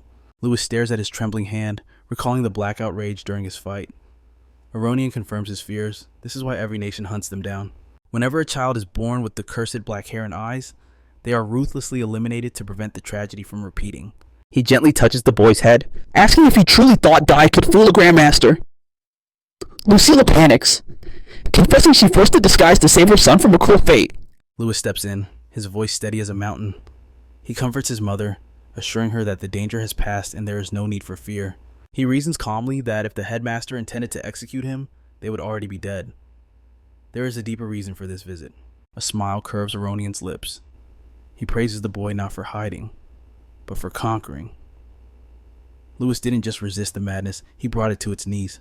The words hang in the air, stunning them both. Lucilla dares to ask the question on her mind. Is he speaking of the rise of a new hero? The headmaster picks up a crimson apple, examining it. He muses that the world appears peaceful, like the skin of the fruit, but rot often hides beneath. A great darkness is gathering on the horizon. Seeing Louis fight today sparked a realization in the old master's mind. Crushing the fruit slightly, he dismisses the sanitized legends. The world does not need a fairy tale. It needs a true protector who understands the darkness. He vows to guide Louis, to temper his cursed power into a weapon that will secure the future of all humanity.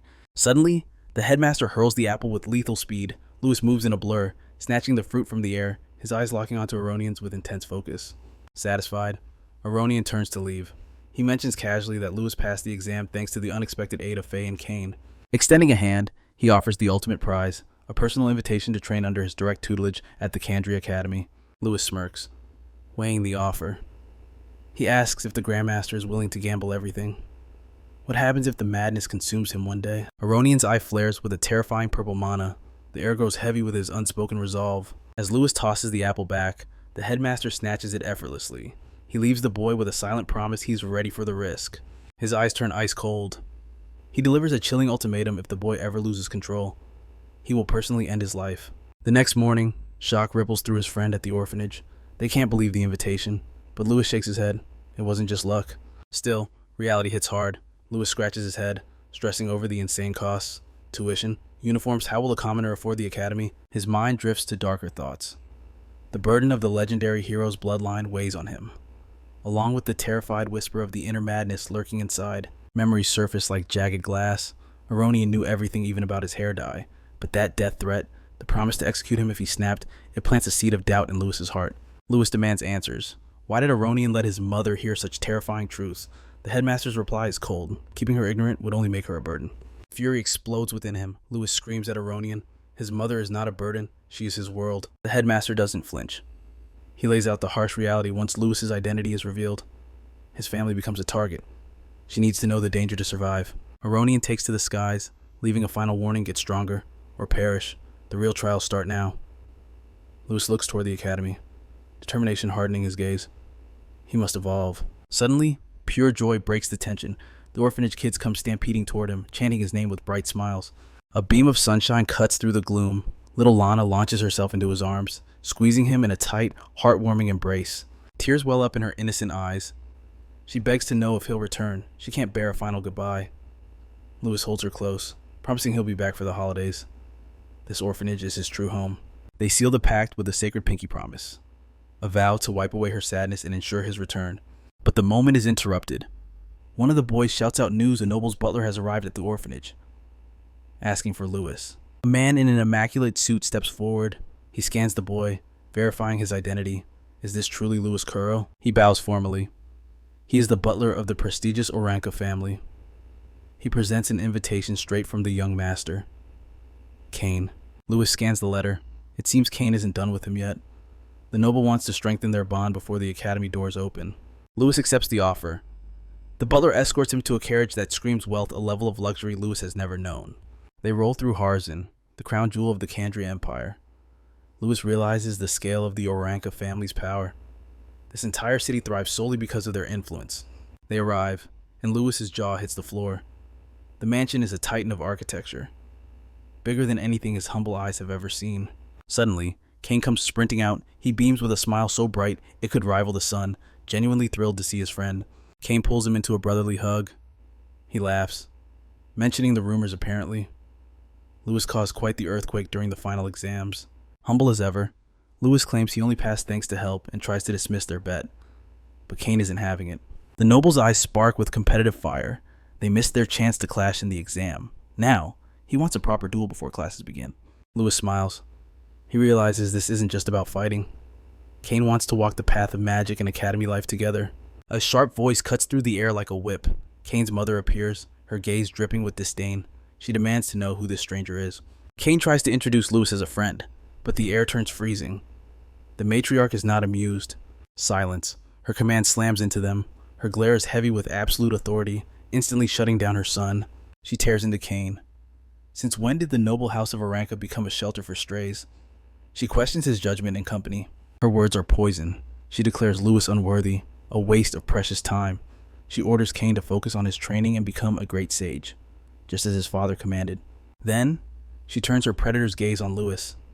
She steps closer, looming over him with an aura of suffocating superiority. She interrogates him like a criminal.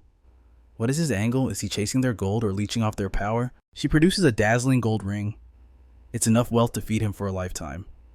The price, take it and vanish from her son's life forever. She doesn't hand it over.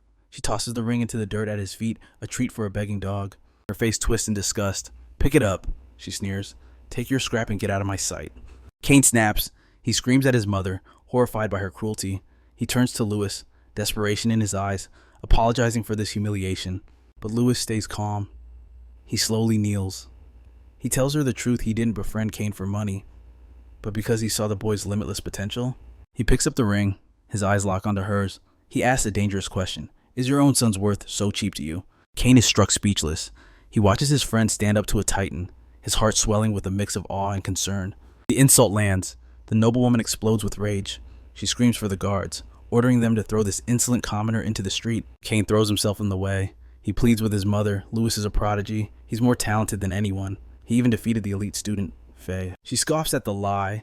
A dirty commoner defeating a noble impossible. In her world, bloodlines dictate power, and Louis has none. Louis stands his ground. He declares that with him by Kane's side, the heir will reach heights the family never dreamed of. That tears it. She loses all composure. How dare a peasant show such arrogance in the house of Oranka? It's over. The guard seize them both. Rough hands grab Louis and Kane, dragging them violently toward the exit. The negotiation has failed. Suddenly, the atmosphere shifts violently. An imposing figure darkens the mansion's threshold, commanding instant silence. With a gaze like steel, he repeats the very words Louis just spoke about Kane's potential. The trio whips around, eyes wide. The air grows heavy with the shock of this unannounced arrival. Master. The guards drop to their knees in absolute reverence. Beside them, Kane's mother trembles, her voice shaking as she whispers his name. William. terror written all over her face. She falls to her knees, desperate. She pleads that if Cain continues on this path, he will never reach the heights required to surpass his father in the future. Cold, detached, the Grandmaster strides past her without a single glance, as if her desperate words were nothing but buzzing flies. Confronted by this mountain of a man, Cain bows deeply. "Father," he greets, his voice thick with a mix of fear and respect. Louis steps forward to introduce himself, but the pressure is suffocating. This is Grandmaster Oranka. William ignores the pleasantries, demanding to know if the boy's claims are true. Cain doesn't hesitate. Yes, his skill far exceeds my own. The air explodes. A spectral tiger manifests around William, its jaws roaring with silent power. He glares at our hero. "Then prove it. Show me your full strength, boy." Louis freezes. This isn't just a test. It is pure, unfiltered killing intent rolling off the man like waves of heat. In a flash, crimson energy coalesces into a massive beast, charging straight for him. Bam! The impact is catastrophic. Louis gasps, the crushing pressure squeezing the very breath from his lungs. Agony shoots through every nerve. His mind races. This man is a monster. The Grandmaster stands on a level of power that defies logic. William's eyes blaze with a terrifying red light. The energy in the room spikes, suffocating and immense. He isn't holding back. Louis realizes with horror that this man truly intends to end him right here and now.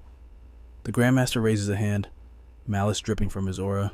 But Louisis Carroll is not one to die easily. His eyes snap open, glowing with a defiant, electric blue luminescence. The pressure intensifies, a terrible weight that feels like it's ripping his very soul from his physical vessel. "Magnificent power," Louis grits out. He plants his feet, gathering every ounce of mana he possesses to launch a desperate counterattack. Years of hunting beasts have forged his spirit in iron. He won't break with a roar. Our hero unleashes his core, detonating a massive explosion of brilliant golden flames. The golden aura erupts, flooding the hall with blinding light, stunning the two nobles who can only watch in awe. Even the stoic William Oranka flinches.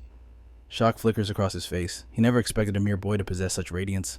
The flames coalesce, rising from the inferno behind Louis. A majestic fire dragon materializes, ready for war. Louis's eye flashes red, burning with unshakable resolve. "Go!" The dragon aura screams forward, colliding head-on with William's ferocious tiger avatar. Boom! The two supreme energies crash, triggering a titanic explosion that shakes the mansion to its very foundations. "Louis!" Cain screams, terror in his voice. The shockwave shatters the floor, and a thick cloud of dust swallows the combatants, hiding the outcome. As the dust settles, Louis lies on the cracked pavement, panting.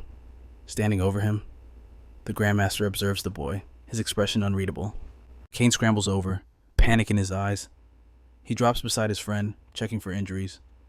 "Are you alive? Speak to me." "Why?" William's voice cuts through the silence. "Why do you seek power?" Louis looks him dead in the eye, his voice steady as a rock. "To protect my family.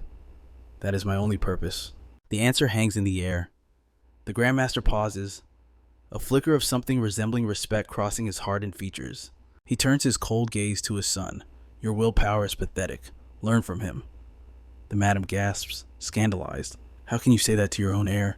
William snaps his head toward her, his glare sharp enough to cut glass. "Do you have an objection to my judgment?" The woman freezes, the blood draining from her face. She shrinks back, unable to whisper a single syllable against her husband's tyranny. Later, Cain leads Louis to the training grounds to spar. The mood is heavy. "I'm sorry," the heir mutters, shame coloring his tone. "My parents, they are intense." Louis shrugs it off, dusting himself down. "It's fine, but I have to admit, your father takes strict to a whole new level." Cain sighs, his shoulders slumping. "He only cares about merit. Honestly, you would make a far better son for him than I ever could." Louis smiles warmly. "He was just testing me because he sees your potential, Cain." Cain looks up at the vast sky, the word love feeling like a foreign language he never learned to speak. A wave of melancholy hits him. Since the day he was born, the mansion gates have been the borders of his entire world. His childhood wasn't a childhood. It was a cycle. Eat, sleep, train, repeat. A gray existence void of color. He carries the weight of a legacy he didn't choose. His father demands he become a grand sage, a clone of the grandfather he never knew. So he swung his sword, day after day, mindless repetition without passion, fighting a war he didn't understand. All he ever craved was a nod. A well done. Just one word of praise from his father. Instead, this mansion became a gilded cage, where even breathing felt like a privilege he had to earn. The world called him a genius, but those titles were just heavy chains dragging him down. The tighter they bound him, the more his heart ached for the unknown world beyond the walls. In his dreams, he wasn't a noble. He was a bard singing of adventure, or a bird soaring high above the clouds, untethered and free, to fly across the continent, to see the horizon. That was the only desire burning in his chest. But reality is cruel. In this dog-eat-dog world, only the strong have the right to choose. And Kane knows, bitterly, that he is still too weak. Still too. Louis listens in silence, his expression hardening. He sees the pain hidden behind his friend's smile. Kane grips his practice sword, eyes burning. I don't want power for power's sake, he confesses. I swing this blade to shatter these chains. I fight, so I can finally be free. Kane reveals his burning motivation. His father once conquered the academy, and now he must walk that same path to forge his own strength. It is the only way to earn the right to live freely, on his own terms. With a trusting smile, the noble entrusts his growth to our main character. Louisis Carroll returns the grin, accepting the burden of mentorship. He shifts his weight, dropping into a battle-ready stance. The atmosphere explodes. The two clash with ferocious intensity, while Grandmaster William Marengo observes silently from the shadows. As the duel rages, a butler approaches the Grandmaster with urgent intel. The report is shocking our hero utilized unknown combat arts throughout the entire entrance exam. Not only did he shatter historical records, but he also crushed the devastating magic of the powerful Fae. Even more intriguing, Headmaster Aronian personally shielded the boy from the Assassin's Guild the night before the attack. A realized smirk crosses William's face. This boy is a walking calamity. The butler, trembling, questions the wisdom of letting young Master Kane near such a dangerous figure, but William dismisses the concern.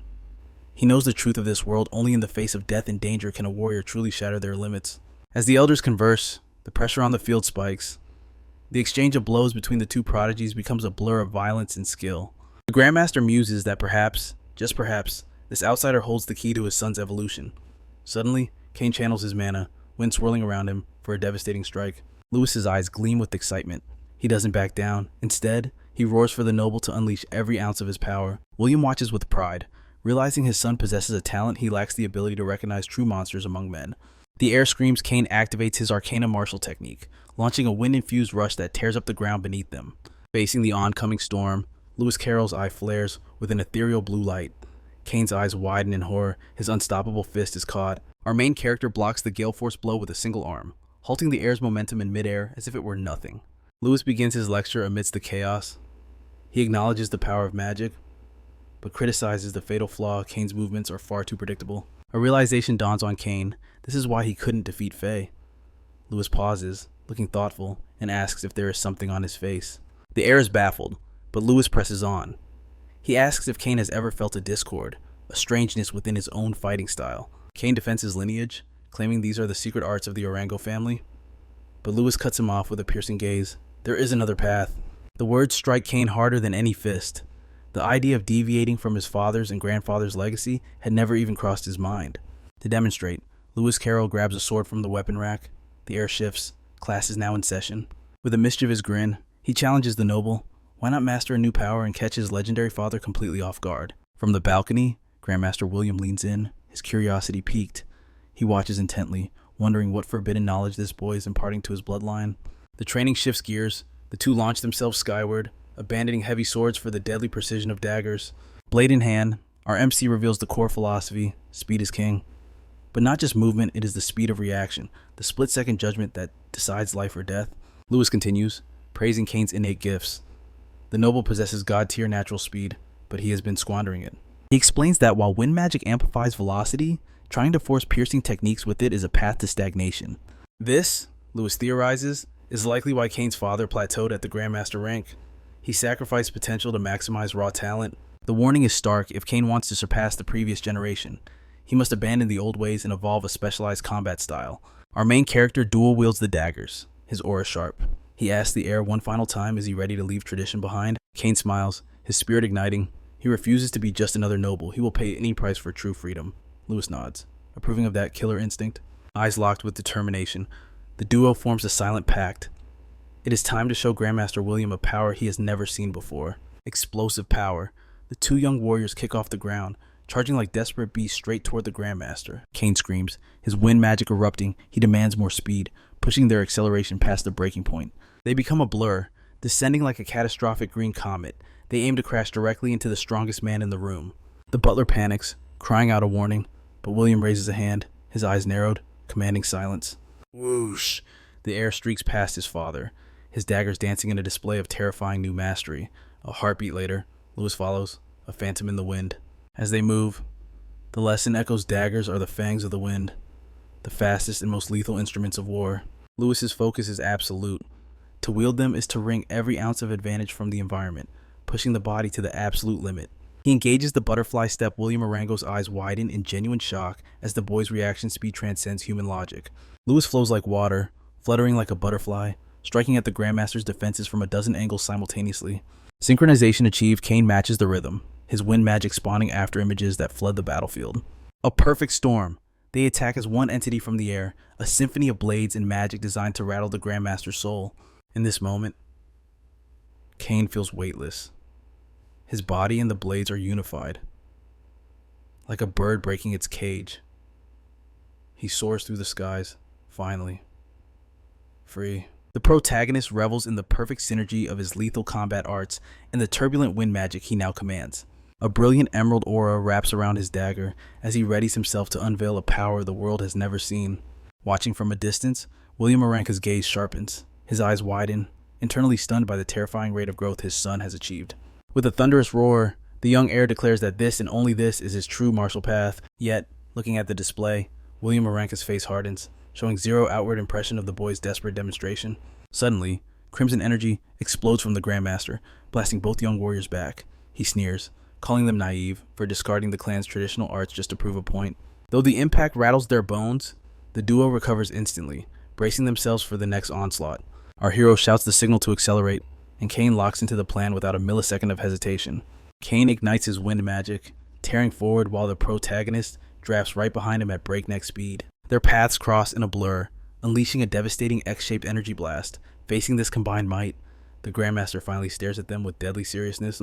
Wrapped in a cyclone of green energy, they strike relentlessly from every blind spot, refusing to let up. William Aranka's eye flares with an ominous red light. The playtime is over, he's getting serious. Manifesting a massive hand of crimson energy, he taunts them, demanding to know if this meager display is truly their limit.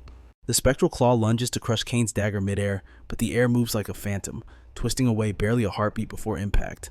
Having missed a strike he was certain would land. A look of pure, burning fury twists William Aranka's features. He glares down like a vengeful god, branding the boy a coward for daring to dodge his judgment. But the main character knows better. Retreat isn't weakness, it's the setup Kane understands. Wind mana swirls around his legs as he primes the countercharge. The retreat seamlessly transforms into an offensive dash, launching the air straight toward his father like a guided missile. Kane channels every ounce of his mana, conjuring a violent tornado to strike the Grandmaster with everything he has. A split second later, our hero matches his stride, seeing them rush side by side.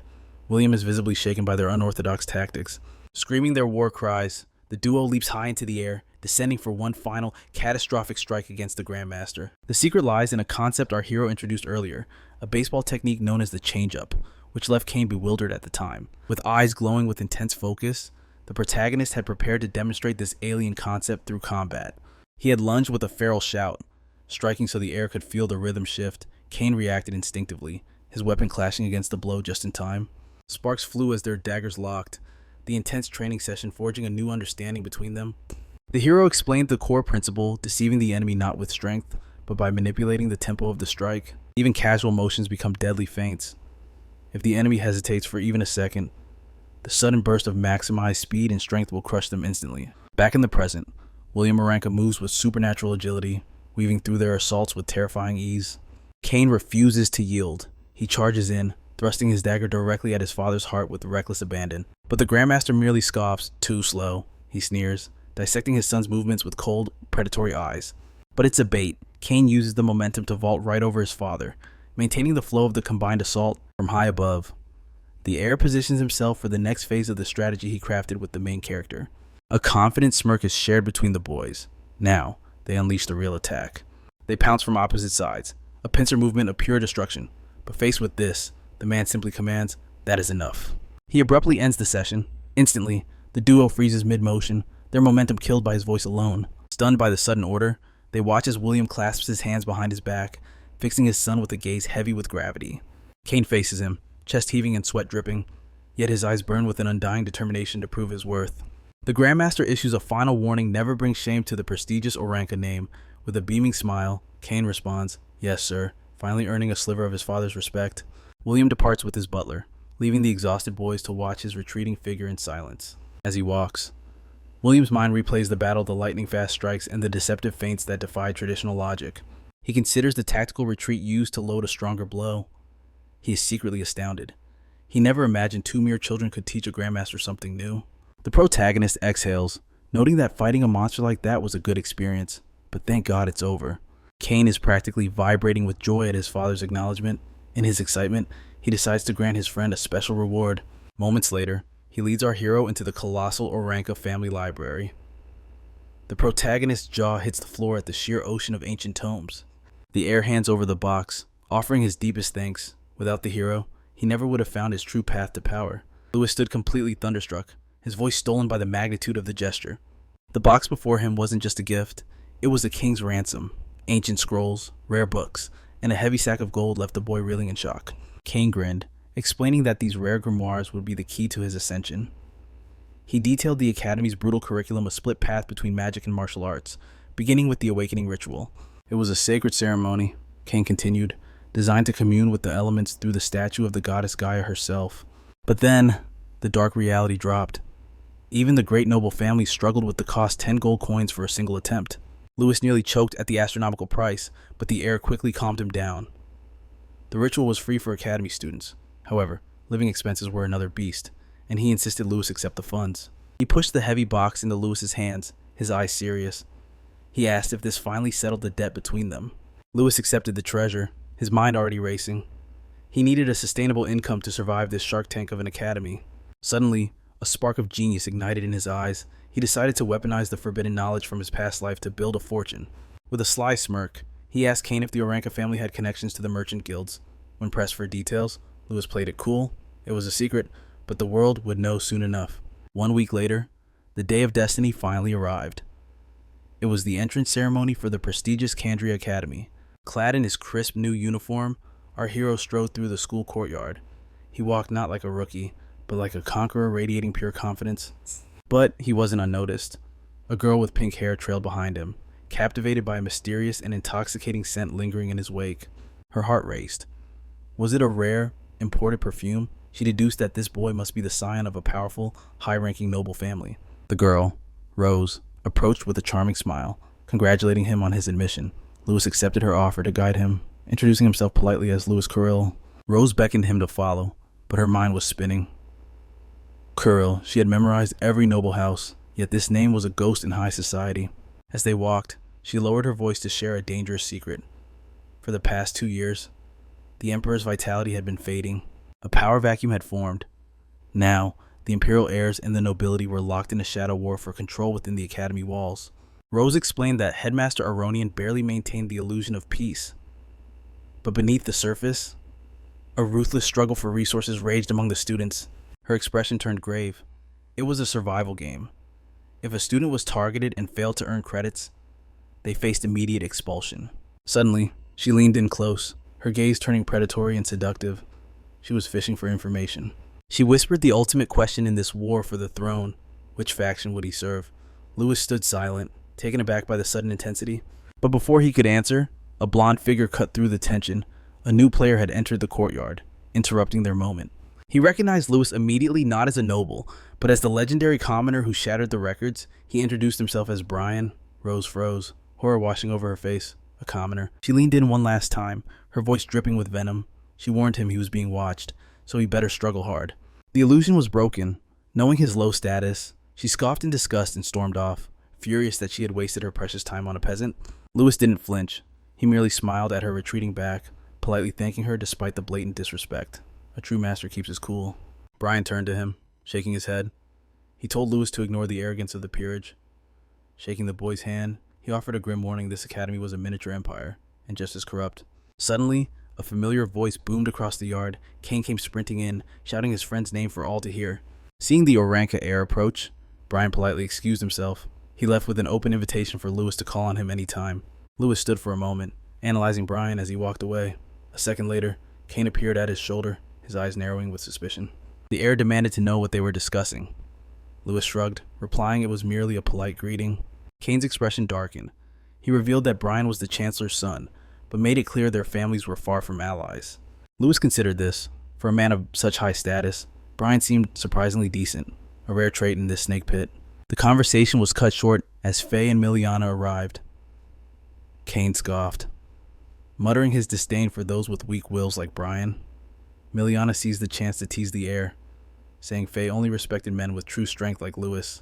Faye stepped forward, swallowing her pride to thank our hero for his help during the exam, but when he humbly claimed she succeeded on her own, her warrior spirit flared. She punched the air, eyes blazing with challenge. She warned him that next time, she would crush him and claim victory. But Louis simply ignored the outburst. This only fueled her rage, and she screamed that if he wanted attention, he needed to defeat her in a duel first. Miliana had to physically drag the screaming noble away to finish registration. Faye's voice echoed across the courtyard, promising he would regret this. With the chaos finally settled, Kane handed over a heavy sack of coins. He grinned. It was Louis's share of the profit. It worked. The plan at the Burn Village Trading Company had been a massive success. Inside the shop, Louis had unveiled a tray of revolutionary perfumes, his secret weapon. The heir had been skeptical that such things would sell, but Louis had urged him to trust the process. Now, Kane was reeling from the profits he planned to gift a bottle to his mother, completely won over. Louis just smiled. He asked his friend to keep their enterprise a shadow business. Kane agreed instantly. After all, the gold spoke for itself. Finally, Louis approached the reception. The man handed over his credit card, bowing with a wish for the boy to become a true master. The legend was just beginning. Whispers spread like poison among the elite. The nobles shoot daggers of disgust at him, blaming him entirely for Sheath's expulsion. Kane confirms the dark rumor Sheath was kicked out for hiring assassins to silence them. A chill runs through Louis as the puzzle pieces click. The mastermind behind the forced ambush has been revealed. But the danger isn't over. Kane lowers his voice, warning him about Sheath's older brother, Jess, a threat far worse than the last. Speak of the devil. Across the room, Jess locks eyes with them, his gaze burning with unadulterated hatred. The promise of bloody revenge is written all over his face. A twisted, malicious smile curls his lips. He whispers to his lackeys that the real game of torture is only just beginning. The tension shifts to the Academy's Grand Hall. The atmosphere buzzes with anticipation as the entrance ceremony finally commences. Headmaster Aronian takes the stage, his voice booming. He congratulates the survivors, but his tone turns grave. This isn't the finish line. It is the starting gun on the path to true power. The pleasantries end abruptly. Aronian announces the freshman representative, the top dog of the new year, Neil Gunn. Silence falls over the crowd. The representative stalks up the stairs, completely barefoot and shirtless, radiating a wild, primal energy. He turns his back to the stunned audience. In his grip rests a colossal battle axe, heavy with the scent of violence. The students gasp in collective disbelief. Why is the top-ranked scholar a half-naked berserker? The sheer pressure of his aura is suffocating. The faculty box erupts in indignation. Even Headmaster Aronian struggles to keep his composure, watching this absolute maniac make a mockery of the ceremony. Neil hoists his axe, his voice tearing through the hall like thunder. He demands every single imbecile present open their ears and listen well. He drops a declaration of war. His goal isn't grades. It is to crush every student until they bow before him. The nobles lose their minds, screaming at the savage brute's audacity. But Neil roars back, drowning them out. He calls them a pathetic pile of trash-talking weaklings, unworthy of his time. Amidst the chaos, Aronian clutches his stomach. The headache is already setting in, and he seriously contemplates resignation right then and there. Neil lowers his weapon, pointing the deadly edge into the crowd. He isn't just barking, he has a specific prey in his sights. Without warning, he launches the giant axe. The steel monstrosity spins through the air with terrifying velocity, heading straight for our main character. Boom! The weapon smashes into the stone floor, halting inches from our hero and Karanka. Dust flies as their hearts skip a beat. The impact shatters the ground, debris flying everywhere. Louis and his friends stare blankly at the vibrating steel, struggling to process the sudden violence. Neil's eyes lock onto his target. He screams the name Louisis Carroll, ensuring every soul in the hall knows exactly who is marked for death. In a display of impossible agility, Neil leaps from the stage, landing perfectly balanced on the handle of his embedded axe. He towers over the hero. Staring down with the eyes of a predator, Neil issues his decree. You and I, he growls, are destined to clash. His eyes glow with battle lust, a wicked grin stretching across his face. There is no escape. Their duel is inevitable. Louis meets the brute's gaze with stone-cold indifference, refusing to flinch. The air between them crackles with electricity as Neil continues his intimidation from atop his weapon. Kane steps forward, shielding his friend. He yells at the maniac to back off, reminding him the sacred ceremony is still in progress. Louis sighs. a flicker of frustration crossing his face. It seems every person in this academy is just as unhinged as the next. Neil sneers at the interrupter. He asks if Kane is just another coward with a big mouth. That snaps at pure rage explodes in Kane's eyes as he prepares to throw down. He doesn't hold back. Kane lunges forward, channeling all his strength into a devastating punch aimed right at the axe. Guy's face. Thud. Neil catches the fist with a single hand. No effort, no movement. He stops the full force blow with terrifying ease. Louis instantly intervenes, grabbing Kane's arm to prevent escalation. Neil scoffs at the retreat, taunting them to come at him together if they are such cowards. Suddenly, Brian steps into the fray. He acts the diplomat, suggesting that as the only talented commoners, they should play nice. His voice drops to a warning tone: behave or burn out. But Neil just yawns, telling the noble to get lost. He has no interest in stepping on ants. Brian freezes, his ego shattering. The insult stings like a slap. Brian glares with venomous rage while the noble gallery erupts, appalled that a filthy commoner would dare speak to their elite like that. Kane can't help but laugh, mocking Brian for stepping in where he doesn't belong. Some savages only understand the language of violence. A dark grin spreads across Neil's face. He accepts the unspoken challenge, ready to crush. The boy first, but a shadow looms over them. A professor flashes in, halting the brawl instantly. This is a sanctuary, not a fighting pit. He lays down the iron law: combat is restricted to tournaments and classes. Break the rule, and you are exiled immediately. The professor's aura flares, pressing down on Neil. He demands to know if the message has penetrated that thick skull. Neil just laughs, the sound echoing manically. Getting expelled would be a nuisance for his grand ambitions, after all. He swings the massive axe onto his shoulder like it weighs nothing. The battle is postponed, but he shoots one last, piercing look at Louisis Carroll. Their date with destiny is set in stone. Louis meets the stare head on. No words are needed. The challenge is accepted. Order is restored. The professor dismisses the crowd, announcing that the real hell begins with classes tomorrow. As they leave, Louis wonders what he did to attract such a lunatic. Kane immediately blames Faye for the bad vibes. That earns him a swift punch from Faye, furious at being called a musclehead after nearly getting expelled. With a heavy sigh, she admits the truth. It was partly her fault for challenging Neil during the final exam. The duel ended in a draw, but the rumors were cruel. Everyone whispered that she lost to Louis, fueling Neil's obsession with fighting him. Our MC simply smiles, noting it's a blessing the rivalry didn't erupt into a brawl. Faye sighs with relief, saying she wouldn't blame him if he was angry. Deciding to leave the drama behind, the trio moves on. They turn their backs on the ceremony's chaos, seeking peace elsewhere. However, our hero realizes a grim reality. Their reputation is already in tatters. Moments later, they arrive at the Academy store to stock up on battle supplies. Louisis Carroll nearly has a heart attack at the price tags. He thinks it's highway robbery, but the saleswoman insists these are standard rates. Beaming with a deceptive smile, she presents a feather pillow. It costs 30 silver coins, yet she dares to call it a bargain. Then she escalates the sales pitch, grabbing a pillow stuffed with magic herbs. The price, a staggering 5 gold coins. Kane steps in to explain that this is actually the discount section. Finally understanding the brutal power of wealth, our MC settles for the cheapest starter kit for 100 silver coins. Clutching his remaining perfume money, he feels a wave of relief. It's a good thing he turned a profit earlier. He resolves to send the surplus back to the orphanage, but reality hits him again. Potions are essential for survival. He needs to find a new revenue stream, and fast. The girls wave goodbye, heading toward the female dorms. Tension hangs in the air, for the awakening ritual awaits them at dawn. With gold on his mind, our MC steels his resolve to hustle harder. The scene shifts to the magnificent, sprawling dormitory of the Candria Magic Academy. With his humble pillow strapped to his back, our hero searches for room 60. He prays for a quiet life, hoping to avoid any more trouble. Suddenly, a loud crash startles him. In his surprise, his pillow slips from his grasp and hits the hallway floor. Shouting erupts from a nearby door. Louis investigates and finds a classic scene of tyranny. A pack of bullies has a boy cornered, demanding total obedience of him. The victim is cornered but unbroken. He stares at his tormentors in dead silence, his eyes devoid of fear. The gang leader's ego snaps at the boy's defiance. Veins popping, he screams, calling the silent student a complete punk. Violence erupts as he grabs the boy by the collar. He snarls, asking if the kid has a death wish.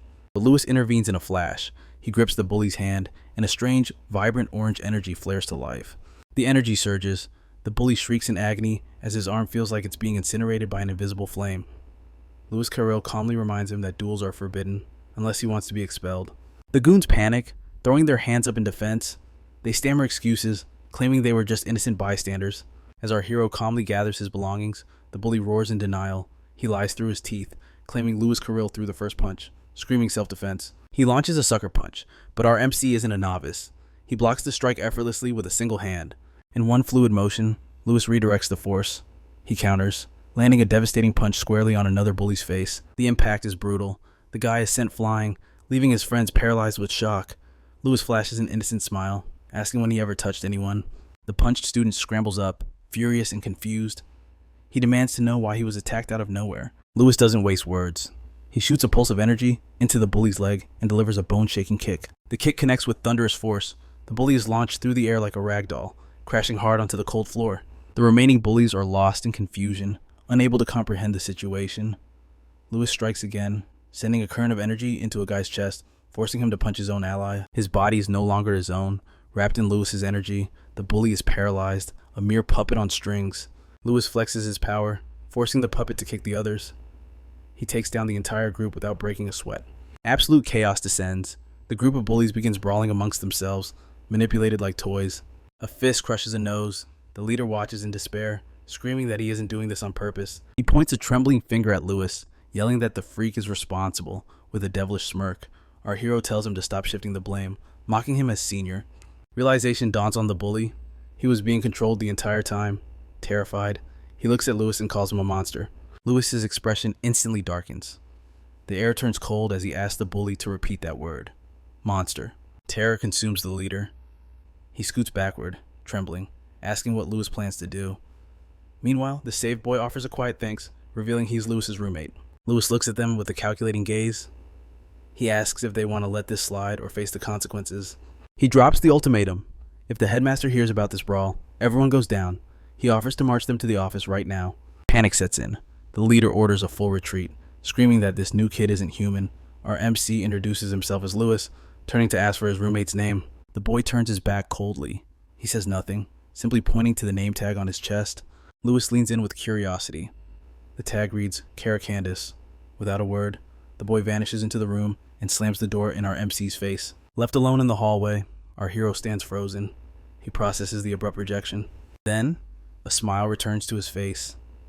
He concludes the boy is just painfully shy. Definitely the type who attracts bullies.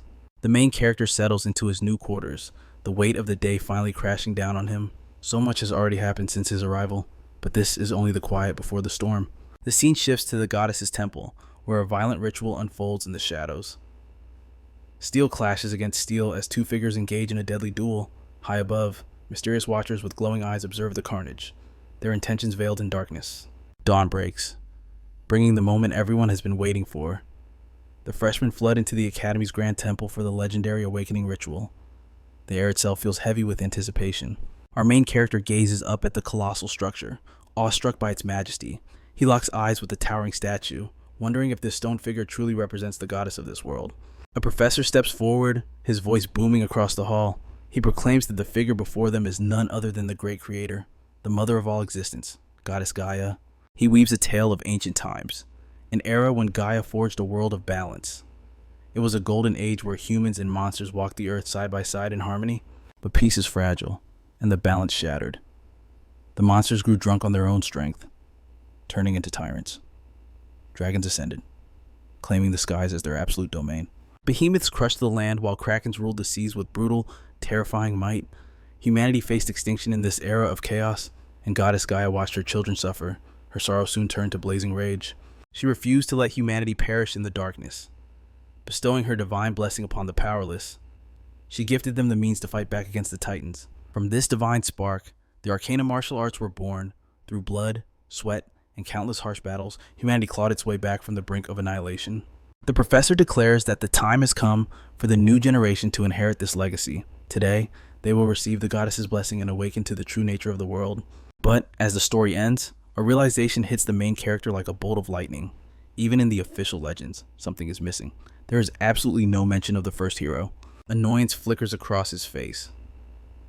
Why was the first hero's existence completely scrubbed from history? It is a conspiracy of silence that does not sit right with him. Suddenly, the professor's sharp voice cuts through his thoughts, singling out two boys in the crowd. He commands them to step forward, guiding them to a secluded altar for their awakening. He leads them to the sacred ground, his voice dripping with warning. If they possess true talent, the elements will answer their call. but his expression twists into a sneer of contempt. He adds a cruel ultimatum. If they feel nothing, they are nothing but useless trash. The main character meets the professor's gaze head-on. His expression remains steely and serious, completely unfazed by the cheap provocation. The man loses his composure, roaring that the academy has no need for garbage. Suddenly, he unleashes a wave of sinister purple energy, crashing down on the two students. With a booming shout, the professor orders the crowd to sit, signaling the start of the ritual. The main character stares back, mind racing. Why does this instructor harbor such intense hatred for him? The professor begins his lecture on the foundations of magic. He speaks of the four great pillars that hold reality together. Earth, fire, wind, and water constitute the soul of the world. He commands the students to sharpen their minds, urging them to reach out and grasp the power hidden within the goddess's blessing. He begins a solemn chant, his voice rising in prayer. He calls upon the goddess dwelling in the high heavens to bestow her power upon them. The response is immediate. The magic circles etched into the temple floor ignite, blazing with intense, colorful light. Ancient symbols of the four elements awaken from their slumber. They pulse and glow, vibrating in resonance with the ritual's call. The statue of Gaia answers the prayer. A massive beam of light erupts from the stone figure, tearing through the temple. Her eyes glow with divine power, flooding the grand hall with overwhelming energy. The light condenses, swirling into a perfect sphere containing the four elements. It hovers right before the students, a manifestation of pure mana. The sheer pressure is too much for some. Several students are caught off guard, thrown backward by the explosive force of the unleashed energy. Reality seems to shift. The spiritual form of the goddess manifests, transporting their minds to a celestial space filled with infinite stars and dazzling lights. One student gasps in pure wonder. He stares at the dancing lights, realizing these are the legendary elements he has heard stories about. Destiny begins to choose. Fire selects one student, while water claims another. But then, a massive fire tornado erupts around Faye, showcasing a power that defies logic. But she is not done yet. Along with the raging fire, the heavy power of Earth answers her call. The other students watch with jaws on the floor, witnessing a dual awakening. Whispers of disbelief spread like wildfire. How can a mere commoner control such devastating magic with such ease? She's nothing short of a genius. Faye's eyes glow with raw power. She grins, shouting to the heavens that this is exactly the strength she knew she possessed. She lets go, and her power detonates. A massive ring of fire explodes outward, leaving everyone in the temple trembling in awe. Meanwhile, Neil turns his gaze to the main character and his friend. They sit motionless, the only ones who have failed to awaken anything. Neil's arm becomes encased in jagged stone armor. He scoffs, declaring that a failure who cannot awaken is not fit to be his rival. With a fiery aura blazing, he vows that the elements themselves will bow to his will. Kane glances over, panic rising in his chest. He realizes no elements are gathering around his friend. Something is wrong. The main character sits in confusion. He reaches out, but grasps nothing. He cannot feel the mana flowing through the room. Is it because he is an outsider to this world? Does he lack the potential? But no. He remembers the surge of strange power he felt during his duel with Kane. It is there, but it is locked away. He closes his eyes, searching deeper. Suddenly, his mind is suffocated. A sinister, dark presence coils around his soul. Dark energy binds him like chains, suppressing his magic. Fury ignites in his heart. He refuses to let his will be controlled by this shadow. Memories of his past life flash before his eyes. He remembers the helplessness of being confined to a wheelchair, trapped in a broken body. Not this time. With a furious roar, he shatters the mental chains. Brilliant blue energy erupts from his body as he declares that his will shall never be broken again. He unleashes everything he has held back. A massive shockwave explodes from his core, tearing through the temple. The blue energy sweeps across the hall with absolutely overwhelming force. The impact is instant. The spiritual image of the goddess dissolves into mist. Reverting to a lifeless stone statue, the hall falls silent, witnessing a power that defies the gods themselves. Our hero's eyelids snap open. He gasps, stunned by the breathtaking vista unfolding within the elemental dimension. 4 distinct colors dance in the void around him. Could this be it? The legendary power he has hungered for all this time. The professor recoils in disbelief. He had sealed the boy with an absolute isolation circle. How could a mere student shatter his barrier? Finally free. Our hero reaches out to grasp the radiant energy. But the water element recoils from his touch. It drifts away, leaving him standing there in utter confusion. Despair creeps in. He can sense their immense power pulsing against his skin, yet he cannot grasp a single drop. Why do they reject him? Meanwhile, in the physical world, his body begins to spasm like a puppet on strings. He contorts into bizarre stances across the temple floor. Agony rips through his muscles. Nearby, his friend Carl watches the convulsing struggle, his face twisted with pure worry. The professor merely scoffs at the boy's struggle. "You fool," he sneers. "Did you really think breaking the first seal would save you?" The villain reveals his true hand, a confinement circle to sever the spirit flow, and a cursed orb to drain his affinity. He has completely rigged the game. "Don't blame me," the professor taunts coldly. "Blame your own arrogance for making so many enemies within these academy walls." A malicious grin stretches across his face. "Rot there in despair, boy, until the ritual consumes you completely." Night descends upon the academy courtyard. By now, the air crackles with energy as most students have successfully awakened their talents. Neil and his lackeys cackle, mocking the two failures left behind. But our hero ignores the insults. Eyes shut tight, he pours every ounce of will into sensing the mana flow. Suddenly, Carl taps his shoulder urgently. "Hey, look down." He points to a strange irregularity beneath them. Our hero blinks in confusion. "The floor?" he asks. "What could possibly be wrong with the stone beneath us?" Carl's expression darkens. "It's not just stone," he whispers gravely. "We're sitting right on top of a hidden trap array." Rage flares in our hero's chest. The professor didn't just test him, he tried to ruin him. With a fierce glare, he drops into a combat stance, ready to shatter this scheme. He channels all his fury into his fist. Boom! He strikes the ground, pulverizing the stone with a devastating impact. The onlookers gasp in shock. They never expected foul play. Beneath the rubble, the sinister glow of a purple confinement circle is exposed for all to see. "Quickly," Carl shouts over the commotion. "Grab the artifact in the center before the magic resets." "Got it." Our hero thanks his brother-in-arms and snatches the suppression orb from the debris. Holding the dark artifact, his eyes narrow. This was no accident. This was a calculated assassination of his future. From the shadows, the professor watches them walk away. A disturbing calmness remains in his gaze as he witnesses his sabotage crumble. But our hero pushes the treachery aside. None of that matters now. The true trial by fire begins this very second. Unshackled at last, he closes his eyes. The elemental mana roars to life.